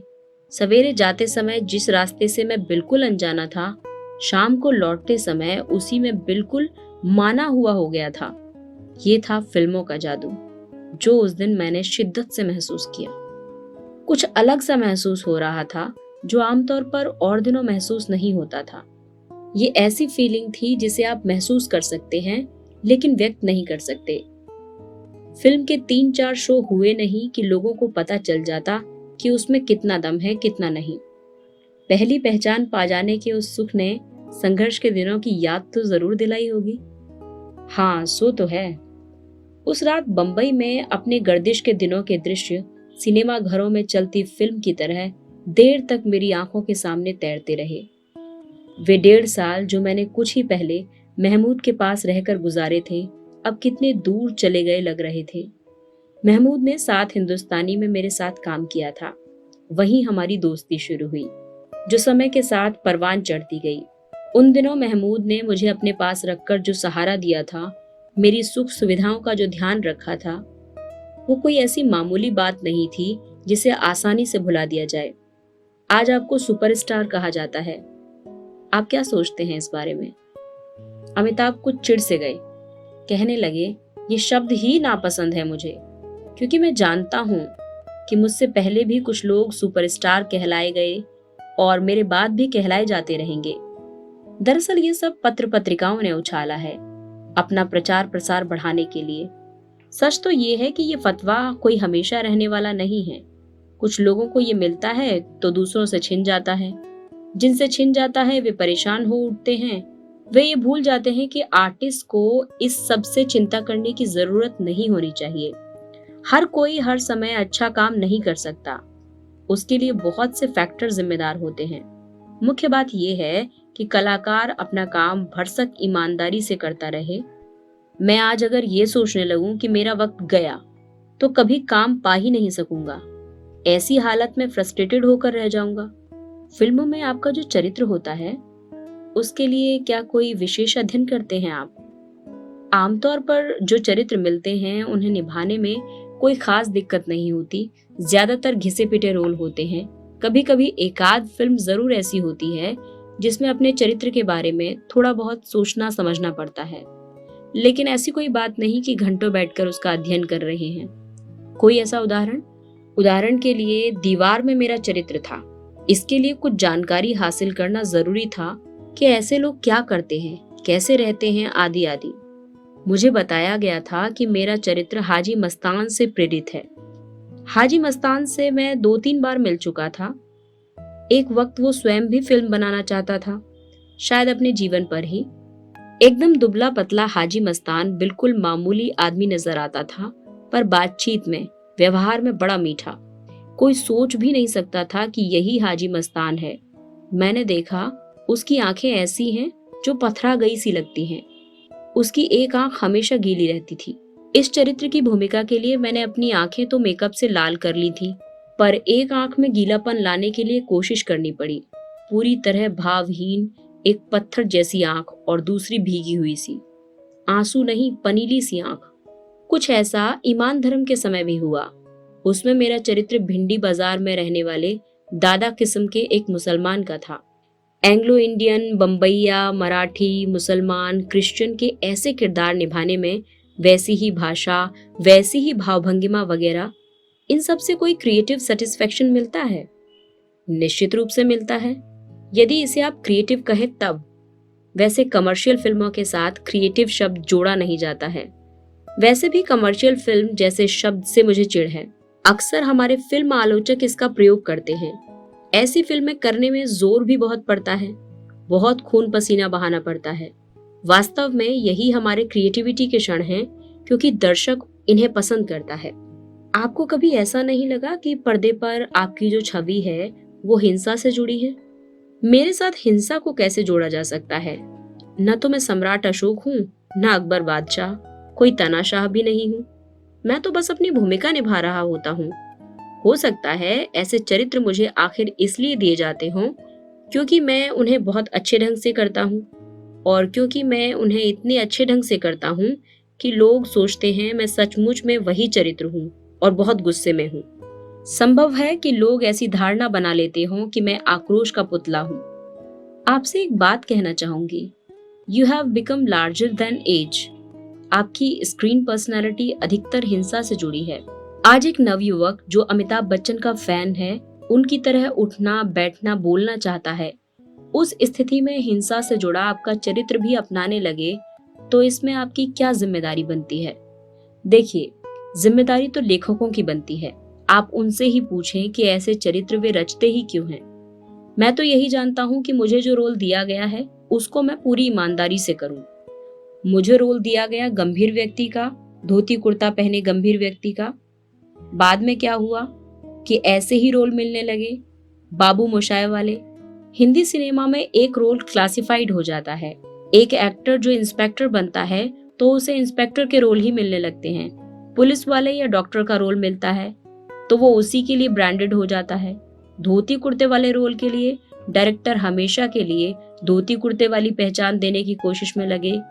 जाहिर था मुझे ये पसंद नहीं आया। ये तो पिंजरे में बंद हो जाने वाली बात हो गई। तब मुझे दूसरे रोल मिलने लगे, शराबी का रोल, दादा का रोल, नाटकीय रोल या हिंसा के रोल। लोगों को लगा कि मैं ये रोल बहुत अच्छे करता हूँ, सो मेरी एंग्री यंग मैन की इमेज बन गई। बुनियादी तौर पर हर व्यक्ति के अंदर कोई ना कोई, कहीं ना कहीं एक हिंसक जानवर छिपा होता है जो मौका पाकर सिर उठाता है, परिस्थितियों से विद्रोह करना चाहता है। जाहिर था ऐसे एंग्री यंग मैन के रोल लोकप्रिय होने लगे, और क्योंकि ये रोल लोगों को लगा मैं बेहतर ढंग से करने लगा, ऐसे रोल मुझ पर थोपे जाने लगे क्योंकि लोगों की मानसिकता में कहीं फिट बैठते थे ऐसे रोल। जो गुस्सा, आक्रोश वो स्वयं नहीं निकाल सकते थे, मेरे माध्यम से वो पर्दे पर दिखने लगा। लोगों ने उसे पसंद किया। तो बताइए इसमें मेरी क्या जिम्मेदारी बनती है? कुछ अलग तरह की मेरी फिल्में चली भी, लोगों में लोकप्रिय भी हुई। जहां तक मेरा विचार है, मैं हमेशा भिन्न तरह की भूमिकाओं के चरित्रों की मांग करता हूँ। किंतु जाहिर है जहां 700-800 फिल्में बनती हों, वहां स्क्रिप्ट दोहराई जाती हैं। हिंसा के दृश्यों से भरी फिल्मों पर पाबंदी के बारे में आपके क्या विचार हैं? फिल्म का धंधा बहुत उतार चढ़ाव से भरा है। इतनी ताकत किसी में नहीं है कि अपने बूते अपने पैसे से फिल्म बनाए। बाहर से पैसा लेना होता है और मदद भी लेनी होती है। फिर निर्माता और निर्देशक की भी अपनी हैसियत होती है। हर कोई तो रमेश सिप्पी या यश चोपड़ा नहीं बन सकता। लोग चाहते हैं कुछ धंधा करना, कुछ कमाना। इसके लिए वे देखते हैं हाल के दिनों में झंडे गाड़ने वाली फिल्म की ओर। फिर लाल बुझक्कड़ जैसा हिसाब लगाते हैं कि शोले इसलिए चली क्योंकि उसमें 10 जगह मारामारी के दृश्य हैं। वे सोचते हैं हम अपनी फिल्मों में 20 जगह मारामारी डाल दें तो हमारी फिल्म और भी अच्छा धंधा करेगी। अधिकतर फिल्मकार इस तरह की बातों में दिल से यकीन रखते हैं। हम ये नहीं कहते कि हर फिल्म क्लास फिल्म बने, चाहेंगे तो यही, लेकिन ऐसा दुनिया में कहीं भी नहीं होता है। फिल्मों के कारण हिंसा के नए नए तरीके लोगों को मालूम पड़े, इससे तो इनकार नहीं किया जा सकता। फिल्में देखकर बिना पढ़े लिखे नौकर को भी मालूम है कि वारदात के क्या क्या तरीके हो सकते हैं। मैं ऐसा नहीं मानता कि आज देश में जो हिंसा का वातावरण है वो केवल फिल्मों के कारण है। क्या पहले देश में हिंसा नहीं होती थी? देश का विभाजन हुआ, कितनी बड़ी और व्यापक हिंसा हुई। सांप्रदायिकता के कारण जो धर्मांधता हिंसा का तांडव कराती है, क्या वो फिल्मों की देन है? फिल्मों में तो विभिन्न संप्रदायों से जोड़ने की बात दिखाई जाती है। एक मुसलमान का बच्चा हिंदू के घर में या हिंदू का बच्चा मुसलमान के घर में किस प्यार से परवरिश पाता है, ऐसी फिल्में भी बनी हैं। जरूरत पड़ने पर हिंदू मुसलमान के लिए जान भी देता है, और मुसलमान बहनें अपने हिंदू भाई को राखी भी बांधती हैं। ये तो फिल्में ही दिखाती हैं। सबसे ज्यादा हिंसा के दृश्य दक्षिण भारत की फिल्मों में होते हैं, तो वहां सबसे ज्यादा हिंसा होनी चाहिए। किंतु सच्चाई ये है कि उत्तर भारत और बिहार हिंसा के क्षेत्र में सबसे आगे हैं, जबकि वहां फिल्मों में हिंसा कम चित्रित होती है। कोई गारंटी दे कि फिल्मों में हिंसा दिखाने के दृश्य बंद करने से हिंसा रुक जाएगी, तो मैं सोचता हूँ सभी निर्देशक ऐसे दृश्यों से भरी फिल्में नहीं बनाएंगे। फिर भी ये तो मानना ही पड़ेगा कि हिंसा की अंधाधुंध बाढ़ का असर बच्चों पर विशेष रूप से पड़ता है। सेंसर इस पर किस हद तक अंकुश लगा सकता है? मारामारी के दृश्य में हिंसा जहां स्वाभाविक रूप से जरूरी हो, वहां सेंसर भी कोई रोक नहीं लगाता। कला के क्षेत्र में इस तरह की पाबंदियां नहीं डाली जा सकती कि ये न करो, वो न करो। चित्रकार से आप ये नहीं कह सकते कि पीला रंग इस्तेमाल न करो, हरा रंग इस्तेमाल न करो। कहानी से जुर्म, हिंसा, सेक्स सब निकाल दें तो बचेगा क्या? बुनियादी बात यह है कि उसे आप कितने यथार्थवादी ढंग से पेश करते हैं। दो आदमियों में तू तू मैं हो जाए, दो चार हाथ लग जाएं, तो कुछ अस्वाभाविक नहीं है। लेकिन ये नहीं होना चाहिए कि जरा सी कहासुनी हो जाए और खून की नदियां बहने लगें। इस तरह की हिंसा पर सेंसर कैंची चलाए और सरकार भी प्रतिबंध लगा सकती है, इसमें कुछ हर्ज नहीं है।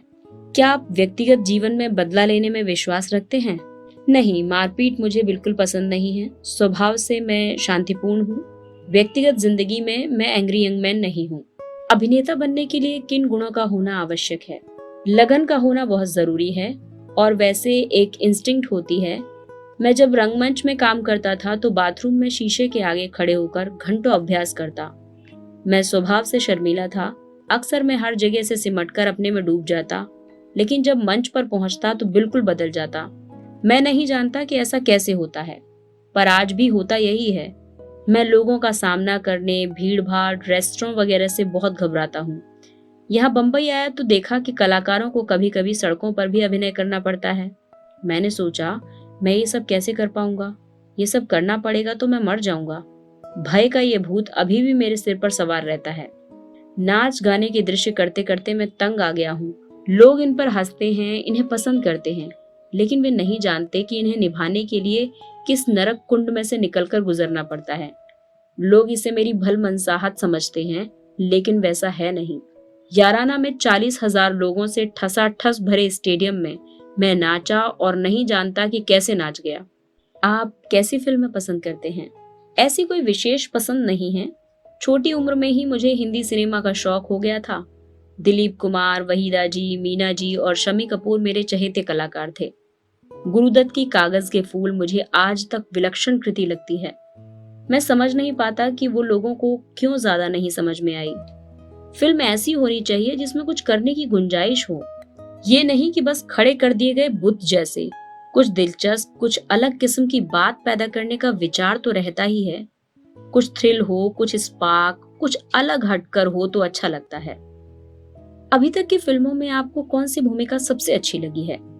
किसी एक फिल्म का सीधा नाम ले पाना तो मुश्किल है। कलाकार को अपनी सभी फिल्में अच्छी लगती हैं। इतना जरूर कह सकता हूँ कि दीवार, जंजीर, नमक हराम और अभिमान के चरित्रों ने मेरे दिल को गहराई तक छुआ था। जितना भावभीना चरित्र हो, उतना ही उसका प्रभाव होता है। फिल्मी दुनिया की चकाचौंध के बीच कभी ऐसा नहीं लगता आपको कि कहाँ आके मारे गए गुलफाम? कभी ये नहीं सोचते कि भाग लें यहाँ से? अपने हाथ में कुछ नहीं होता, भागना चाहें तो भी नहीं भाग सकते। एक जमाने में काम की तलाश रहती थी, आज वक्त की तलाश है। सूरज निकलने तक अपने काम पर निकल जाना और आधी रात तक लौटना। हर लम्हे 50 झंझटें कि वहाँ कौन सा संवाद बोलकर आए हैं, यहाँ कौन सा दृश्य देना है, कहाँ नाचना है, कहाँ गाना है। सवेरे मद्रास में शूटिंग कर रहे हैं और दिमाग में चक्कर है कि दोपहर को हवाई जहाज पकड़कर शाम से पहले बम्बई पहुंचना है। वहाँ के शूटिंग शेड्यूल के अनुसार सेट पर हाजिर होना है। 300-400 किलोमीटर तक गाड़ी का सफर करके घर लौटना, और ये सब एक दिन की नहीं, हर दिन की बात है। बच्चों से बात करने तक का वक्त नहीं। मुझे बिल्कुल नहीं जमता ये सब, लेकिन अपने को हालात के सांचे में ढालना पड़ता है और कोई रास्ता है ही नहीं। इतना प्रेशर। क्या आपको तनाव नहीं होता? कहीं ना कहीं तो रिलैक्स करने का समय मिलता होगा। नहीं नहीं, लगातार यही सब होता है। मेरे लिए न कोई त्योहार है, न कोई छुट्टी का दिन। कभी भूले भटके घड़ी दो घड़ी आराम की कोई गुंजाइश नहीं। फिर भी नहीं जानता कि किस चीज से मुझे आराम मिल जाता है, वरना इतना तनाव झेल पाना मुश्किल होता है। सवेरे निकलने के लिए तैयार होते वक्त दिमाग दौड़ता है कि मकान की छत चू रही है, आर्किटेक्ट को कहना है, बगीचे में पौधे ठीक नहीं लगे, अम्मा की तबीयत ठीक नहीं है, डॉक्टर को बोलना है, ये करना है, वो करना है। इस तरह की कुछ न कुछ बातें दिमाग में चलती ही रहती हैं 24 घंटे। फिर होती है समय से पहुंचने की चिंता। गाड़ी में बैठे तो पता चला कि वो नहीं चलेगी। पिछले दिन ही ठीक होकर आई है लेकिन गड़बड़ कर रही है। किसी तरह काम पर पहुंचे तो वहां भी उलझने। कौन सी फिल्म आ रही है, किस शॉट को देना है। शॉट के बीच दो चार लोग मिलने आते रहते हैं, कभी कोई कभी कोई। फिल्म प्रोड्यूसर आ जाते हैं डेट्स के लिए। कोई कहानी बताने चला आता है। चूर चूर होकर रात को घर पहुंचे तो पाया बीवी बच्चे सब सो रहे हैं। अब इसके सिवा कोई चारा नहीं कि आप भी खाएं और सो जाएं। तब तो जरूर उलझन होती होगी कि कहाँ फंस गए। फंसने वाली बात नहीं है, शायद इसलिए कि मुझे अपने काम में निश्चित रूप से जो कर रहा हूँ उसमें पूरा आनंद मिलता है। काम के समय मुझे केवल काम दिखता है और कुछ नहीं। मैं पूरी तरह उसी में खो जाता हूँ। फिर भी सोचते होंगे कि कोई समय निकालें जिसमें अपने मन के राजा होकर रहें। हाँ वो तो है, किंतु यहाँ हेल्पलेसनेस है। कहाँ से निकालूं समय। इसलिए संडे में फ्री रखता हूँ। जब तक कोई बहुत जरूरी ना हो मैं काम पर नहीं जाता। एक तरह से उस दिन भागदौड़ से बचा रहता हूँ। 2-3 महीनों के बीच अक्सर एक न एक आउटडोर निकल आता है, वहां आराम मिल जाता है। परिवार भी अक्सर साथ चला जाता है। स्टूडियो में शिफ्ट शुरू होने के समय में कुछ हेरफेर करके हालत में सुधार करने की कितनी गुंजाइश है आपके ख्याल से? नहीं, हाँ वैसे एडजस्ट। सोचिए, यदि पहले 8 बजे शुरू करते थे, अब 9 बजे शुरू करते हैं। रात में घर 11 बजे की बजाय 12 बजे पहुंचे तो कोई फर्क नहीं पड़ता, लेकिन सवेरे 10 बजे तक का समय घर में मिल जाए तो हालत तो बेहतर हो ही सकती है। अभी तो न सुबह आपकी है न शाम। नहीं जी, 9 बजे से देर क्या करेंगे। 2 शिफ्ट हो तो 2 शिफ्टों की चक्की में आर्टिस्ट पिस जाता है। एक जगह से छूटे तो फिर घर जाकर लौटना हो नहीं सकता। दूरियां इतनी ज्यादा हैं, दूसरी शिफ्ट के वक्त पर पहुंचना संभव नहीं होगा। इतने वर्ष फिल्मों में बिताने के बाद आप क्या कह सकते हैं कि आपकी अपनी अलग अभिनय शैली है? मैं कहूं कि है तो ठीक नहीं होगा।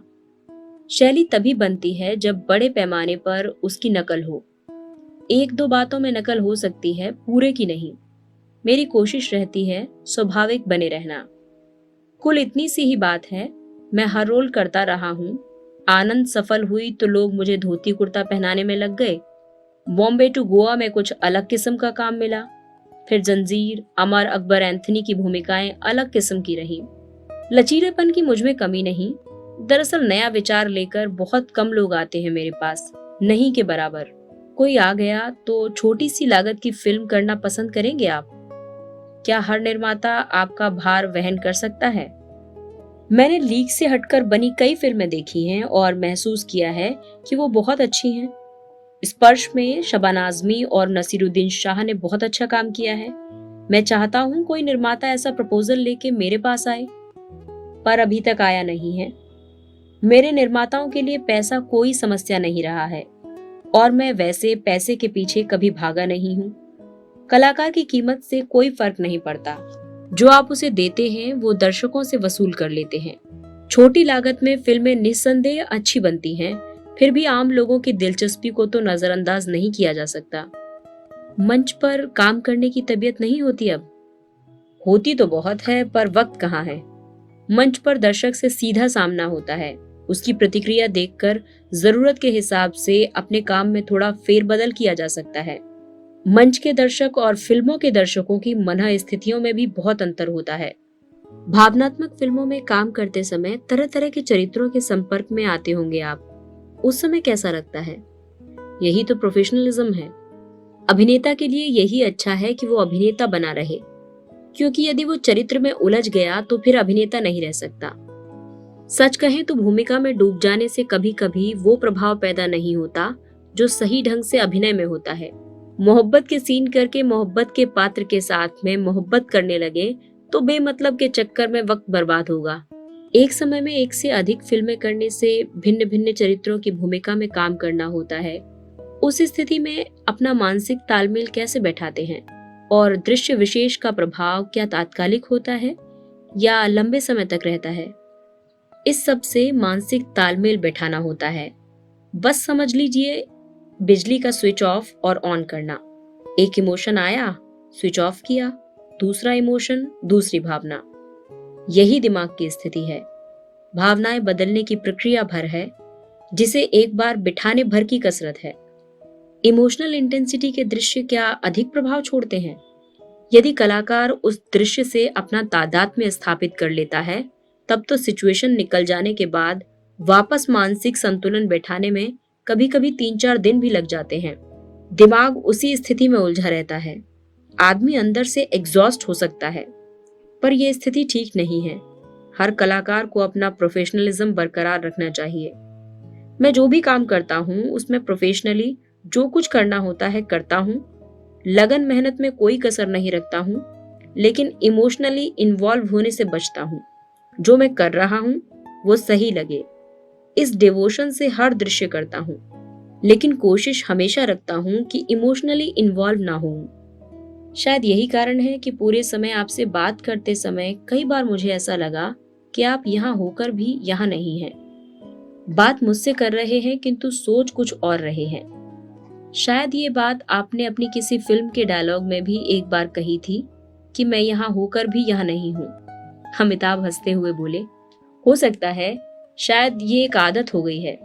वैसे भी हर आदमी के अंदर एक दूसरा आदमी होता है, और वो दूसरा आदमी शायद कभी कभी हावी हो जाता है। अलग अलग फिल्मों में अलग अलग तरह की भूमिकाएं आप एक साथ कैसे कर लेते हैं? सीखना पड़ता है, करना पड़ता है। कुछ मामलों में मुझे याद है हम एक समय में एक ही स्टेज पर और एक ही फिल्म में काम कर सकते थे।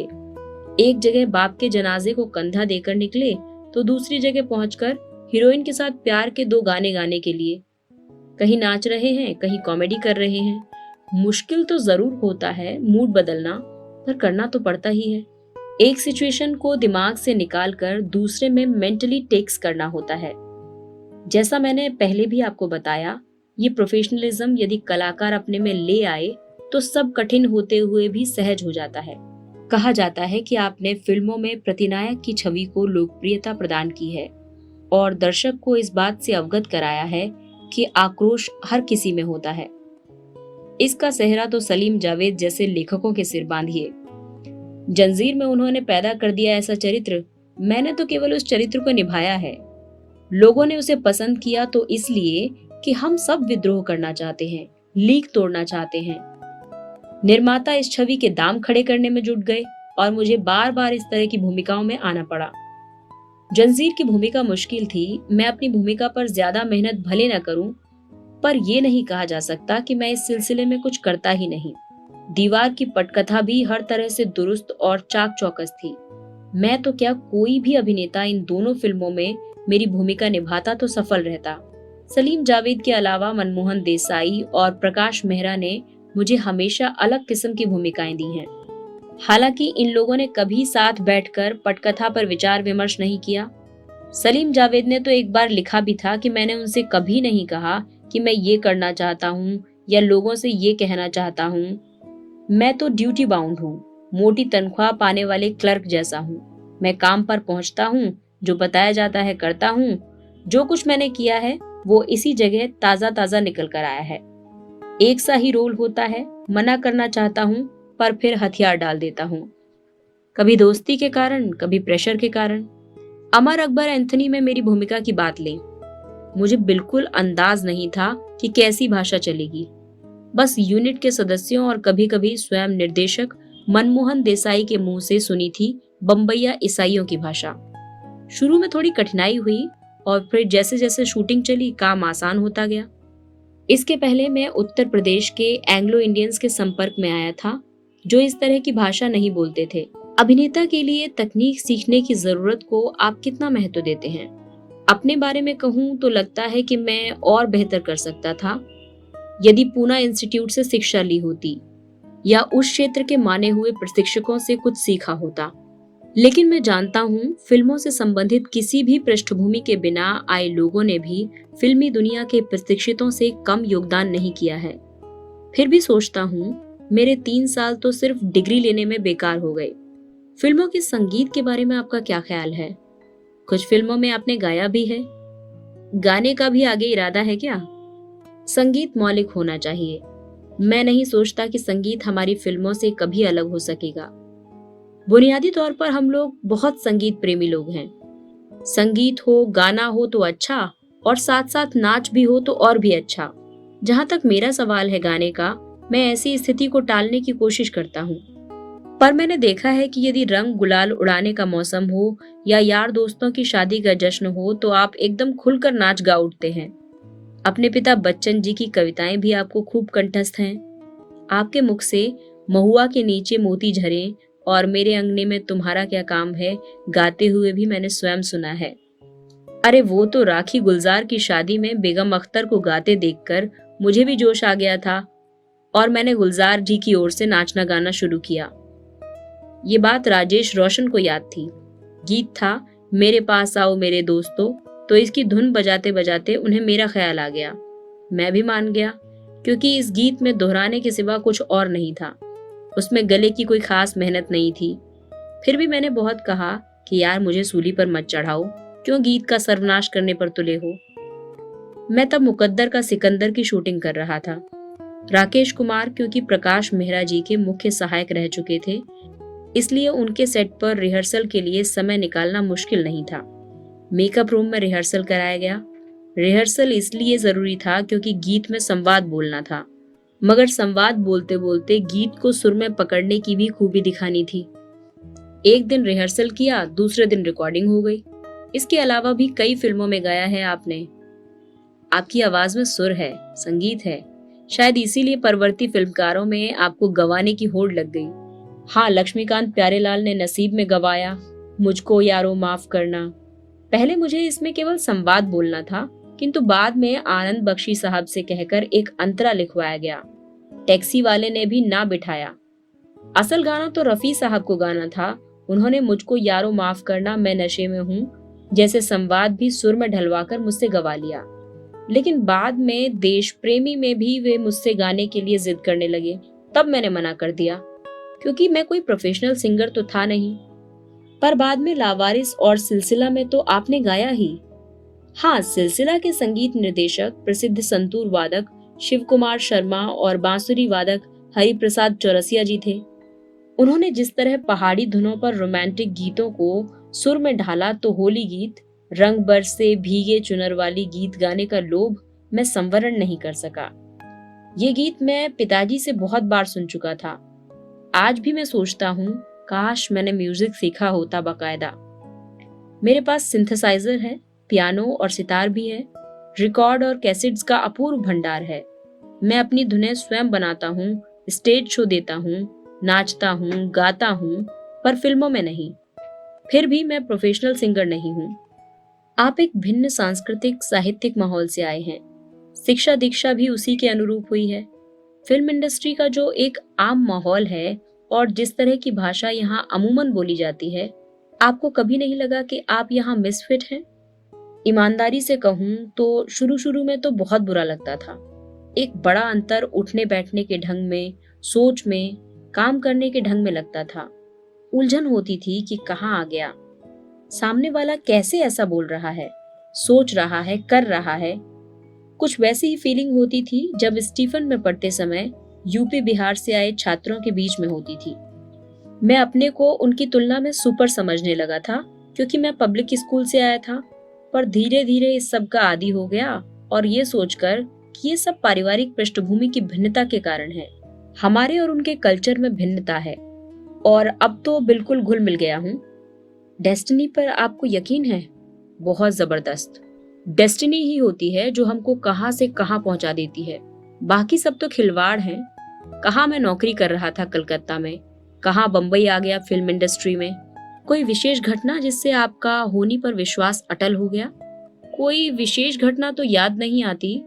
फिर भी नैनीताल के शेरवुड में जो हुआ, जिसे मैं आपको पहले भी बता चुका हूँ, उसने डेस्टिनी पर मेरा विश्वास बचपन से ही मजबूत कर दिया था। उसे भूल नहीं सकता। स्कूल में हर वर्ष एक नाटक होता था। मैं बड़े चाव से उसमें भाग लेता। एक वर्ष मुझे बेस्ट एक्टर अवार्ड भी मिला। दूसरे वर्ष भी नाटक होने वाला था। मैं फिर चुना गया। जोर शोर से रिहर्सल शुरू हुई। मैं बड़ी लगन और चाव से काम कर रहा था। स्कूल के इतिहास में पहले कभी नहीं हुआ था कि एक ही लड़का दूसरे साल भी ये अवार्ड जीते। मैंने सोच लिया कि मुझे वो अवार्ड जीतना ही है और रिकॉर्ड कायम करना है। बदकिस्मती देखिए, नाटक से एक दिन पहले मेरे पैर में मोच आ गई। मैं नाटक में शामिल नहीं हो सका। सारी तैयारी, सारे सपने धराशायी हो गए।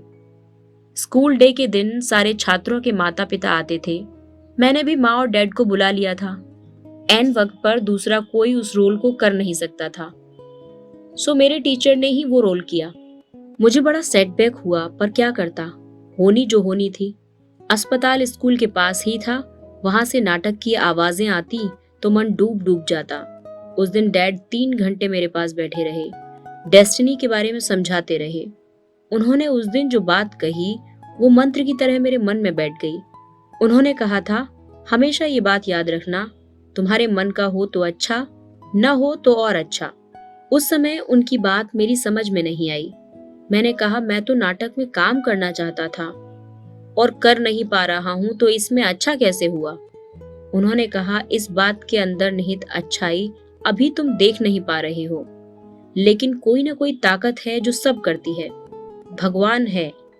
गोपाल जो करता है अच्छे के लिए करता है, लेकिन होनी के बारे में न हम जानते हैं, न तुम जानते हो, न कोई और जानता है। तो पिताजी ने आपकी विचारधारा पर बहुत प्रभाव डाला है। निश्चित रूप से शारीरिक रूप से माँ का प्रभाव है और मानसिक रूप से पिता का। मुझे दृष्टिकोण पिता से मिला है, हालांकि माँ का भी इसमें अंश है। मैंने देखा है, जब कोई भावनात्मक परेशानी आई है तो पिता मुझ पर हावी हो गए हैं।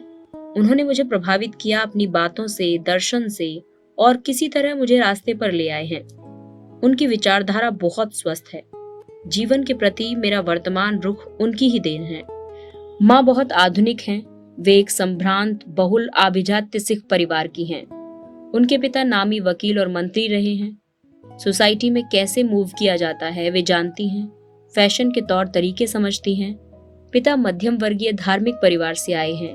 हालांकि दोनों के बीच बड़ा अंतर रहा है, परंतु माँ ने कभी पिताजी पर हावी होने की कोशिश नहीं की। हमारे घर में रामायण और गीता का पाठ होता है। माँ हनुमान जी की पूजा और चित्रकूट परिक्रमा उतने ही मन से करती हैं जितने अन्य काम। होली, दिवाली परंपरागत ढंग से हमारे यहाँ मनाए जाते हैं।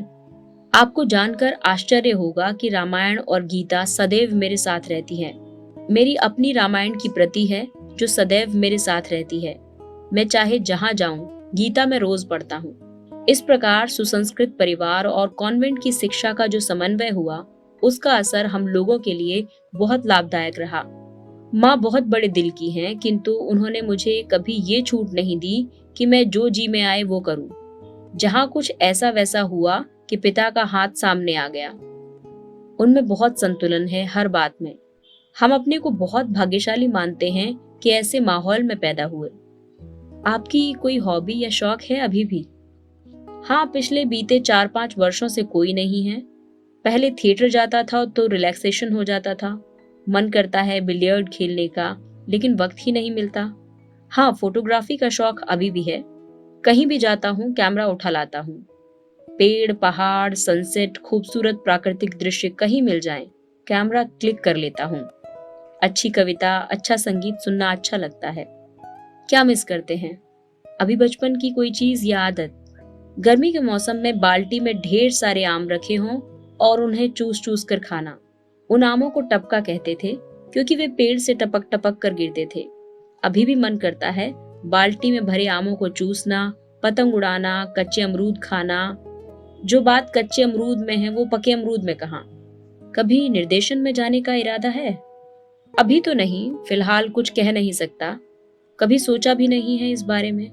जब अभिनय नहीं करूंगा तब सोचा जाएगा कि क्या करूं। स्टार सिस्टम के बारे में आपका क्या ख्याल है?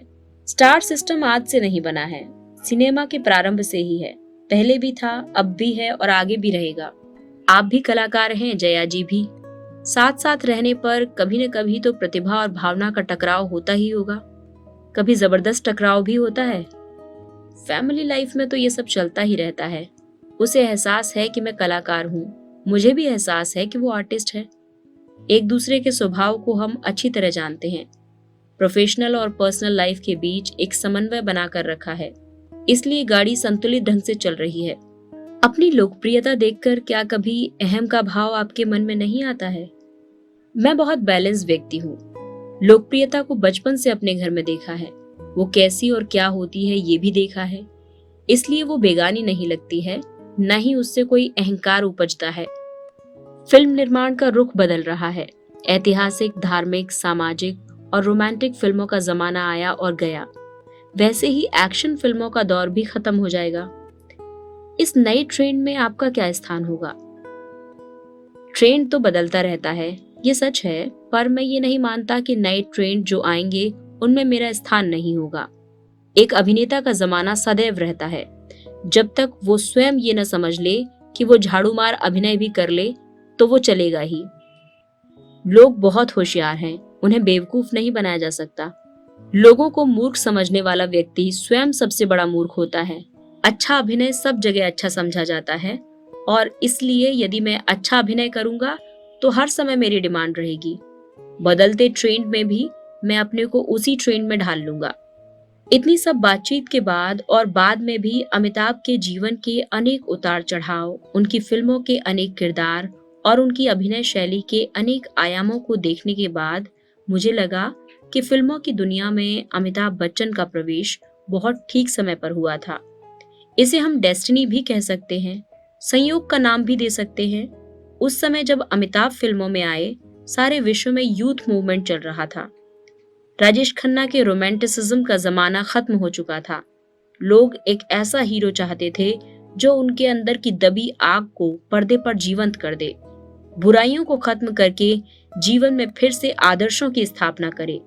ऐसे समय में सलीम जावेद द्वारा लिखित जंजीर फिल्म के माध्यम से अमिताभ बच्चन को पेश किया गया। अमिताभ के पास सारे प्लस पॉइंट थे। उनके पास एक बौद्धिक संभ्रांत परिवार का बैकग्राउंड था, अपने पिता का नाम और लोकप्रियता थी, और इस सब से बढ़कर था उनका अपना व्यक्तित्व। उनकी औरों से हटकर कदकाठी, आत्मविश्वास, लगन, निष्ठा, जीवन के किसी भी मोड़ पर न हारने का हौसला और जिजीविषा, और इस सब से बढ़कर उनकी अपनी गुरु गंभीर आवाज का जादू। इन सब से मिलकर एक ऐसे नायक की तस्वीर उभर कर आई जो पुरानी पीढ़ी की तरह गीता का पाठ तो करता ही है, साथ ही शराब भी पीता है अपने गम गलत करने के लिए।